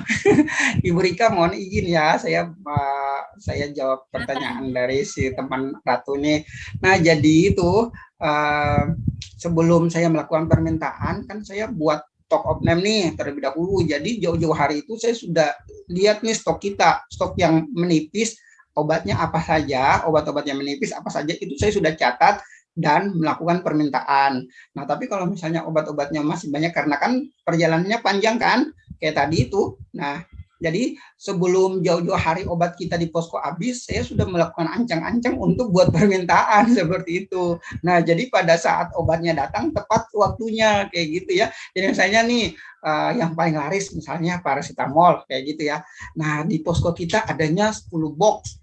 Nah, pada saat paracetamol itu tinggal 6 box atau 5 box itu, saya sudah ancang-ancang melakukan permintaan kayak gitu. Jadi pada saat paracetamolnya habis, obatnya tuh sudah datang di posko kita kayak gitu. Nah, tapi kayak misalnya karena tiba-tiba ada nih pasien kayak kemarin juga tuh pasiennya dia kejang-kejang, pasiennya tuh kejang-kejang dan saat itu juga dokter butuh obat kejang kayak gitu ya. Nah, karena obat kejang yang dokter tulis ini bermerek, jadi saya tidak sebut. Jadi pada saat itu, nah bingung nih, untung waktu itu sangat beruntung karena posko kita dengan sangat dekat dengan fasilitas kesehatan atau rumah sakit yang dekat dengan situ. Jadi pada saat itu juga langsung saya cepat-cepat untuk menghubungi apoteker yang ada di situ karena kebetulan biasanya itu kalau misalnya saya ke daerah bencana, yang pertama saya lakukan itu saya menghubungi teman-teman sejawat saya kayak apoteker gitu ya, apoteker di daerah tersebut kayak kemarin di Lombok. Jadi saya hubungi teman-teman apoteker yang ada di sana yang kerja di rumah sakit siapa aja kayak gitu. Saya minta nomornya tuh. Suatu waktu saya pasti membutuhkan bantuan mereka karena saya kan pendatang ya, bukan orang di situ kayak gitu. Nah, jadi pada saat saya kemarin itu butuh banget dan dokternya bilang Sito nih, pasiennya Sito kayak gitu. Nah, otomatis langsung saya telepon nih di sana, orang di sana, teman apoteker yang dekat dengan kita. Kebetulan banget juga itu dekat dengan posko kita rumah sakitnya. Nah, pada saat saya hubungi, obatnya ada, cepat-cepat langsung saya ambil kayak gitu. Saya sama minta tolong teman saya satu orang, kita pergi ambil cepat dan obatnya itu langsung kita pakai kayak gitu. Nah, biasanya obat-obat kayak gitu tuh obat-obat kayak gitu kita buat list. Biasanya saya buat list di obat-obat tak terduga. Nah, saya buat permintaan ke lembaga yang bawah saya kayak gitu. Biasanya saya bilang karena jadi pengalaman juga kan, biasanya ke daerah-daerah kayak gitu, ke daerah-daerah bencana kan saya tidak tahu kayak tadi kayak Ratu bilangnya tiba-tiba ada obat datang. Nah, saya catat ke obat-obat tak terduga seperti tulis obat-obat tak terduga. Jadi suatu saat kalau misalnya saya pergi lagi ke daerah bencana, saya sudah tahu nih obat-obat kayak gini nih. Jadi nanti disiapkan sama lembaga yang kirim saya kayak gitu. Jadi pada saat permintaan itu langsung kirim atau pada saat saya bawa kayak misalnya ada obat-obat kayak suppositoria kayak gitu-gitu kan harus ada yang taruh di kulkas. Nah, biasanya kayak gitu saya minta tolong ke fasilitas kesehatan di daerah tersebut. Kayak kemarin saya minta tolong ke teman saya yang kerja di rumah sakit, saya titip obat saya ya seperti itu, kayak gitu. Nah, kalau misalnya obat-obat yang kayak narkotik psikotropik itu kan harus biasanya pakai resep dokter spesialis. Nah, itu biasanya kita rujuk untuk pasien kayak gitu. Nah, kalau misalnya ada pasien yang tidak mau dirujuk, bagaimana caranya? Nah, kita juga punya trik. Nah, saya rayu lah itu ibunya, bilang, tapi harus kasih tahu pelan-pelan biar bisa mengerti gitu ya. Ibu, Pak, mohon maaf obat kita kebetulan nih kita nggak punya ini, jadi ibu nih harus segera ditolong. Nah, ibu nih harus segera kami rujuk kayak gitu. Biasanya saya sama teman-teman dokter dan perawat melakukan pembujukan seperti itu kayak gitu ya. Nah, kalau misalnya ibunya tidak bisa, ya kita datangin dokter di situ yang biasanya di posko kita tuh ada namanya koordinator lapangan. Nah, itu yang mengkoordinir kita semua. Biasanya dia yang menjembatani dengan kayak kepala-kepala desa di situ kayak gitu. Nanti datanglah kepala desa untuk membantu agar pasien tersebut bisa dirujuk kayak gitu biasanya yang kita lakukan. Baik, jawabannya komplit banget nih. Ratu gimana? Sudah oke? Sudah terpuaskan ya? Oke, Bu. Makasih Pak Anwar. Makasih Kak Ratu. Nah, ini banyak banget pertanyaannya. Nggak apa-apa ya Mas Anwar ya. Iya, banyak yang tertarik nih. Oke. Ya. Nah, selanjutnya ada Derminces ya. Nah, silahkan. Baik, terima kasih Ibu Rika, terima kasih Pak Anwar. Ceritanya sangat menarik dan menginspirasi buat kita apoteker. Dan juga senang juga materinya. Yang ingin saya Terima tanyakan, kasih. Pak Anwar, bagaimana penanganan obat-obat, kan ini kan dari satu daerah ke daerah lain nih Pak dalam Indonesia. Kan terkadang obat itu mengalami ketidakstabilan sehingga menyebabkan dia merubah warna. Nah, penanganan obat-obat yang tersebut ini Pak, itu bagaimana Pak? Misalnya ada expired atau perubahan warna itu ditangani oleh Pak Anwar sendiri atau diberikan kepada wilayah daerah setempat untuk menangani obat-obat demikian Pak? Ya. Mungkin hanya itu pertanyaan saya. Terima kasih. Terima kasih Kakak Dermince. Mohon izin ya Ibu Rika ya dan teman-teman. Kakak Dermince ini dari NTT ya? Iya Pak. Oh iya, soalnya namanya kayak marganya warga orang tanah. Nah kemarin dari NTT-nya di mana? Di Kota Kupang Pak. Oh Kota Kupang. Kemarin saya di Kabupaten Kupang, OSAO. Oh iya Pak, banjir Pak. Gitu.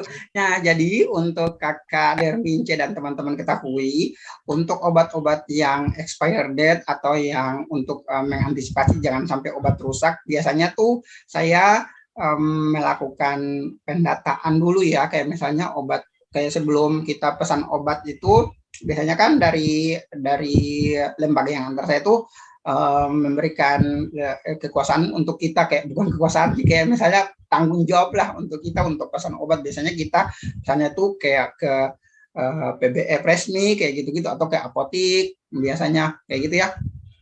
Nah terus kalau misalnya itu biasanya tuh kita cek dulu expired date-nya, obat ini masih lama aja gitu. Nanti saya juga biasanya kasih tahu kalau ini obat ini kita mau bawa gitu ya. Tapi kan ada biasanya obat-obat sumbangan kan dari orang, dan obat itu kita kalau sumbangan itu mereka kadang kirim tidak lihat dulu expirednya kapan. Nah itu kayak kemarin banyak saya ketemu tuh di daerah bencana obat sumbangan, tapi ada juga yang expirednya udah dekat banget. Ada yang dalam bulan besok malahan, kayak misalnya bulan ini kita berangkat ke daerah bencana, tiba-tiba ada saya ketemu obat yang expirednya itu harus besok, kayak gitu, bulan besok, kayak gitu.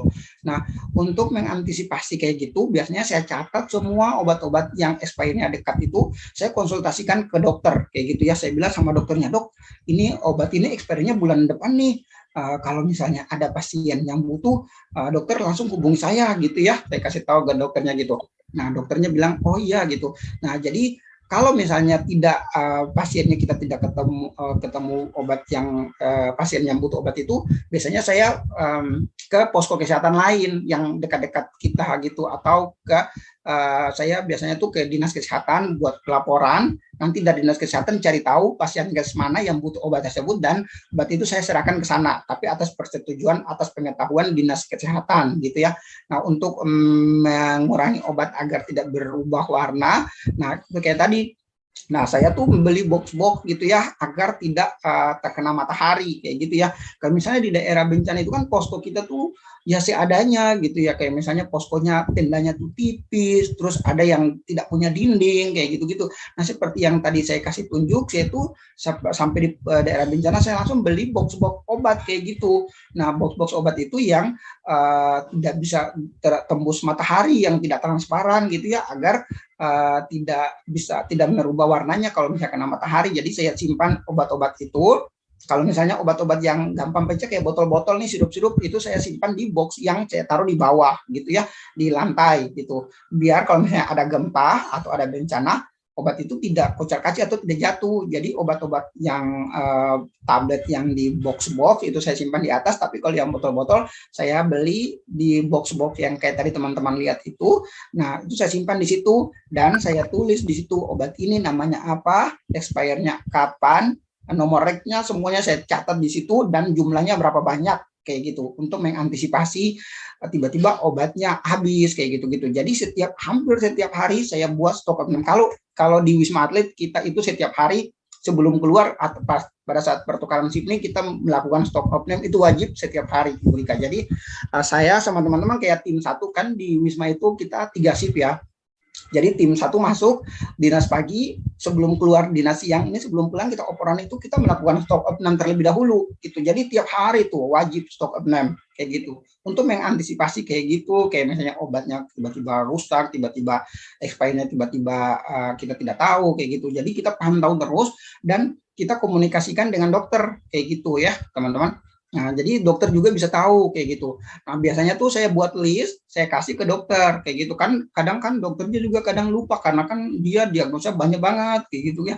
Terus saya tulis nih di kertas gitu ya. Saya bawa kertas juga sebelum saya berangkat itu saya siapkan semuanya, kertas kayak pulpen, spidol, semuanya itu saya siapkan terlebih dahulu. Jadi teman-teman berinisiatif juga, jangan sampai di sana kan soalnya yang nama yang kita bawa kan apoteker ya, bukan nama pribadi kita gitu. Biasanya yang di itu profesi kita. Si apoteker ini gimana kayak gitu. Nah, jadi untuk mengantisipasi kayak gitu, ya saya catat nih obat-obatnya. Dok, ini obat-obat yang expire-nya bulan depan. Nah, ini saya kasih ke dokternya. Nah, kalau bisa pada saat ada pasien itu langsung obat itu cepat-cepat kita keluarin. Gitu saya sama dokter menjaga komunikasi kayak begitu seperti itu. Tapi kalau misalnya obatnya expired seperti 1 bulan lagi dan obatnya masih ada dan kita tidak ada pasien yang memerlukan obat itu, ya kita serahkan ke dinas kesehatan. Nanti dinas kesehatan cari tahu posko mana yang butuh obat itu atau fasilitas kesehatan mana yang butuh obat itu, nanti saya serahkan ke sana dan ketemu sama apotekernya kayak gitu. Baik, ini pertanyaannya memang ini ya, ini juga ada yang menanyakan juga hal yang sama. Jadi ada dari William juga ya terkait bagaimana sih supaya obatnya itu aman gitu ya sampai ke posko gitu. Iya. Baik, terima kasih jawabannya Mas Arnold. Bagaimana? Baik, terima kasih. Sudah cukup ya. Terima kasih Pak Anwar. Iya, terima kasih Kakak Dermince. Oke, baik, ini ada lagi nih Mas Anwar. Oke, sudah hadir di sini Dipa. Oke, Dipa, silahkan pertanyaannya Dipa. Ya, terima kasih kepada Bu Rika yang telah mempersilahkan kepada saya, dan terima kasih kepada Pak Anwar yang pemaparan materinya sangat baik sekali. Dan, saya ingin bertanya, sebelumnya nama saya Dipa Suryana dan saya ingin bertanya, akan kita ini ke daerah yang bencana ya Pak, misalkan gunung meletus gitu. Terus sebelum pemberangkatan kita itu ada ini enggak jaminan kematian, kan siapa tahu kita tiba-tiba di daerah bencana kan nggak tahu ya Bu ya, siapa iya. Gunungnya meletus lagi, kita tertimpa misalkan kita meninggal, itu ada santunan untuk keluarga kita gitu. Terima kasih. Oke, silakan. Nah, ya, makasih Bang Dipa. Mohon izin ya Ibu Rika ya dan teman-teman ya. Saya mau menanggapi Bang Dipa dulu. Nah, kalau persyaratan ini juga nih buat teman-teman. Jadi teman-teman tuh persyaratannya kalau misalnya menjadi relawan itu persyaratannya kalau dari Kementerian Kesehatan itu harus kita punya BPJS juga ya teman-teman ya. Seperti itu syaratnya. Kalau tidak punya BPJS otomatis kita tidak diterima kayak gitu. Jadi kemarin itu pas saya jadi relawan itu persyaratan-persyaratannya itu saya harus memiliki sertifikat kompetensi apoteker yang masih aktif. Sudah gitu surat tanda registrasi apoteker yang masih aktif. Sudah gitu BPJS. Nah kayak gitu. Nah dan izin orang tua atau izin keluarga gitu ya. Nah itu persyaratannya biasanya tuh ada ya kalau dari pemerintah biasanya ada dikasih gitu ya santunan. Nah kayak gitu. Nah itu jadi kalau misalnya teman-teman punya persyaratan itu lengkap, itu teman-teman bisa berangkat. Jadi teman-teman itu tidak bisa diberangkatkan kalau teman-teman tidak memiliki persyaratan atau persyaratannya kurang, itu otomatis tidak bisa. Kayak kemarin ada juga tuh dari yang hubungi saya, anak UP juga baru lulus, apoteker UP, dia mau sekali jadi relawan di Wisma Atlet, tapi dia terkendala karena dia belum punya STR kayak gitu. Jadi saya bilang kalau misalnya kayak gitu bisa jadi relawan, bisa, tapi di bagian lain kayak logistik mungkin. Tapi kalau misalnya dia mau gabung sebagai apoteker, persyaratannya seperti itu tadi, harus punya STR dulu kayak gitu. Nah, jadi kayak misalnya kata pertanyaan dari Bang Dipa itu ada memang dari pemerintah kayak gitu ya. Jadi kalau misalnya kita sebelum berangkat itu kita briefing dulu biasanya dikasih tahu apa saja yang kita harus bawa, apa saja yang kita dapat di sana. Kayak misalnya lembaga-lembaga yang mau berangkatin kita, biasanya kita ada briefing sama mereka, nanti mereka kasih tahu, nanti kalian tuh dapat ini, dapat itu, apa saja yang kalian dapat gitu, kayak vitamin mungkin, jaminan kesehatan di sana, kayak gitu-gitu, itu dikasih tahu terlebih dahulu sebelum kita berangkat. Jadi kita sudah tahu. Jadi pada saat kita beritahu ke keluarga, ke orang tua misalnya, nanti kita kasih tahu yang yang di hasil briefing itu sama lembaga yang memberangkatkan kita, seperti itu. Oke, baik. Gitu sih. Dipa ya, jadi jangan khawatir Dipa, nanti juga ada. Ya, kalau lembaga-lembaga yang sudah kompeten, yang biasanya lembaga-lembaga yang sudah paling sering terjun ke daerah bencana, mereka sudah antisipasi sama yang tadi itu, semuanya sudah dipikirkan semuanya kayak gitu ya. Jadi itu kita, yang penting persyaratan kita lengkap, dapat persetujuan orang tua, nah itu bisa berangkat. Tapi kalau itu tidak ada, mereka juga tidak bisa berangkat. Kita kayak memaksa kita gitu, kamu dong harus berangkat gini, tidak bisa gitu. Kayak kemarin waktu saya di Lombok itu, dari Bank Mandiri itu sebenarnya yang berangkatin saya kan dari Bank Mandiri itu, mereka sudah menawarkan ke beberapa teman apoteker, tapi karena mereka tidak bisa, jadi ya mereka tidak bisa memaksa gitu. Karena saya bisa, ya ayo berangkat, seperti itu. Oke, baik. Jadi tidak ada paksaan. Kalau jadi relawan itu tidak ada paksaan sama sekali. Tergantung dari hati teman-teman. Tergantung hati ya. Gimana Dipa? Sudah terjawab. Sudah terjawab ya. Nanti daftar ya Dipa ya. Baik, terima kasih. Nah, ini sebenarnya banyak sekali pertanyaan di chat, tapi waktunya juga sudah udah hampir habis, ini malah melewat juga. Mungkin saya rangkum untuk pertanyaannya ini terkait dengan mungkin bisa dijawab Mas Anwar.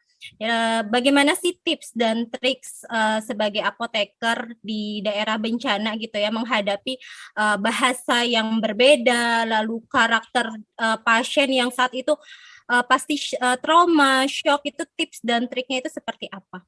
Iya, nah jadi kalau tips dari saya buat teman-teman calon apoteker masa depan nih dari Universitas Pancasila, itu kita harus bisa membuka diri kita ya. Kita harus banyak bergaul dengan siapapun, dengan kalau misalnya ke daerah bencana, kita harus cepat-cepat berbaur dengan warga. Kita kalau untuk bahasanya kita minta ajarin yang bahasa-bahasa yang menurut kita penting gitu ya. Nah biasanya tuh saya langsung berbaur dengan warga. Biasanya posko kita tuh berdekatan dengan posko pengungsian. Jadi biasanya kalau misalnya saya pas datang itu, sebelum kita buka posko, sebelum saya buka obat-obat itu, saya datangin dulu tuh masyarakat di sana, minimal kepala desa lah di situ, atau kalau tidak ada kepala desanya, orang terdekat dari posko kita, saya tanya, ini kalau misalnya bahasa ini apa artinya, biasanya saya catat gitu ya Ibu Rika ya, kayak misalnya ini apa gitu. Tapi kalau misalnya ada yang bersedia untuk jadi juru bahasanya kita, itu sangat senang sekali kayak gitu. Jadi kalau misalnya tip buat teman-teman, kalau teman-teman ke daerah bencana, teman-teman jangan menutup diri, teman-teman harus bisa bergaul dengan siapapun, dengan kalangan manapun gitu. Soalnya di daerah bencana kita semuanya sama gitu ya, gak ada yang lebih wow, gak ada yang lebih hebat kayak gitu. Jadi untuk teman-teman mau terjun seperti saya, teman-teman pertama jaga kesehatan teman-teman, baik ke psikis, mental. Kalau bisa jangan ada sampai sakit gitu ya. Soalnya teman-teman ini niatnya kan mau menolong orang, jangan sampai teman-teman ke daerah bencana malah teman-teman yang ditolong gitu ya teman-teman ya. Ya teman-teman tuh harus sehat jasmani dan rohani terlebih dahulu kayak gitu ya teman-teman ya. Teman-teman harus bawa perlengkapan-perlengkapan yang sangat penting menurut teman-teman, kayak misalnya perlengkapan mandi mungkin, perlengkapan untuk ibadah kayak gitu ya teman-teman ya. Nah teman-teman harus mempersiapkan juga kayak hal-hal sekecil kayak sepatu juga, itu sebenarnya ke daerah bencana ada sepatunya juga loh, ternyata sepatu gunung saya juga baru tahu. Nah gitu, jadi kita tuh tidak bisa pakai sepatu yang kayak biasa, soalnya kan yang kita datangi daerah bencana kayak misalnya banjir kayak gitu, kita tuh harus punya sesuatu itu yang bisa tahan banjir juga gitu. Kayak misalnya kayak kemarin tuh ada teman saya pakai sepatu, tiba-tiba sepatunya rusak, nah otomatis dia tuh tidak punya apa-apa, ya harus cari lagi ke kota kayak gitu. Nah jadi teman-teman tuh harus punya kayak gitu, perlengkapan teman-teman harus lengkap semuanya, jadi sampai sana tidak merepotkan orang yang ada di situ. Untuk meminimalisir itu teman-teman harus menyiapkan sendiri apa yang teman-teman rasa penting. Nah seperti itu teman-teman bawa kayak gitu. Nah, dan kalau di posko juga kan kita baru kenal nih sama teman-teman, itu teman-teman harus komunikasi dengan baik. Bagaimana caranya sebelum teman-teman mengutarakan sesuatu tuh dipikir-pikir dulu kira-kira ini menyinggung perasaan orang atau tidak, kayak gitu. Soalnya kan kita baru ketemu gitu. Nah, itu tuh seperti itu yang kemarin saya lakukan. Kira-kira saya mengeluarkan kata ini tersinggung tidak ya, kayak gitu. Kayak misalnya obatnya kayak kosong, kita bisa kayak misalnya saya pengalaman obat paracetamol kosong, tiba-tiba dokter mau minta ganti, obatnya kosong gitu ya. Saya bilang ke dokternya, dok, mohon maaf, kita punya ibuprofen, bisa tidak pakai ibuprofen dulu sambil saya cari gitu ya obatnya. Nah, kayak gitu, itu komunikasi kayak gitu tuh sangat penting kalau menurut saya ya buat teman-teman. Jadi teman-teman tuh untuk mengurangi bentrokan dengan orang lain atau dengan teman kita di posko, komunikasi itu sangat dijaga dengan baik, kayak gitu-gitu ya teman-teman ya. Baik, terima kasih. Seperti itu. Mas Anwar, jadi banyak sekali ya tips dan triknya. Nanti kalau masih ada yang pengen ditanyakan boleh ya Mas Anwar ya, nanti lanjutkan karena ini. Iya, teman-teman bisa WA saya tadi di nomor saya, atau bisa tanya-tanya saya di Instagram saya, atau mau lihat-lihat kegiatan saya bisa lihat kegiatan saya di YouTube saya gitu ya teman-teman. Oke, baik. Terima kasih Mas Anwar. Nah, ini ada sertifikat sebagai bentuk terima kasih kita kepada Mas Anwar telah memberikan materi ya dan juga membuka cakrawala yang luas untuk teman-teman apoteker angkatan 69. Mohon dapat diterima Mas Anwar. Wah, makasih banyak Ibu Rika. Oke, terima kasih kembali Mas Anwar. Baik, dengan berakhirnya sesi diskusi dan juga waktu sudah lewat ya, mungkin kita foto bersama terlebih dahulu. Mohon untuk teman-teman semua diaktifkan kameranya. Oke, wow ini ada 5 halaman. Oke, baik, pertahankan senyumnya ya. Oke, baik, halaman 1, 1, 2, 3. Oke, halaman kedua. Oke, 1, 2, 3. Oke, halaman ketiga, 1, 2, 3. Halaman keempat. Oke, 1, 2, 3. Oke, halaman terakhir. 1, 2, 3. Oke, senyumnya masih manis-manis nih di menjelang malam. Ini padahal kuliahnya sudah seharian nih hari Sabtu ini. Baik, terima kasih. Ya, karena kalau semangat ya teman-teman. Betul, terima kasih Mas Anwar untuk materinya. Tidak terasa kita sudah mengakhiri kegiatan Burung Dara Cendrawasih Cari Dulu di Papua. Cukup sekian, terima kasih. Semoga bermanfaat untuk kita semua. Saya akhiri. Wassalamualaikum warahmatullahi wabarakatuh. Waalaikumsalam. Selamat malam semuanya. Terima kasih Bu Tika. Salam buat Ibu Hesti, Bu Shirley dan semuanya Ibu Tika ya. Terima kasih banyak. Terima kasih Mas Anwar. Terima kasih Bu Lili. Terima kasih Mas Anwar. Selamat bermalam minggu semuanya. Terima kasih pantunya.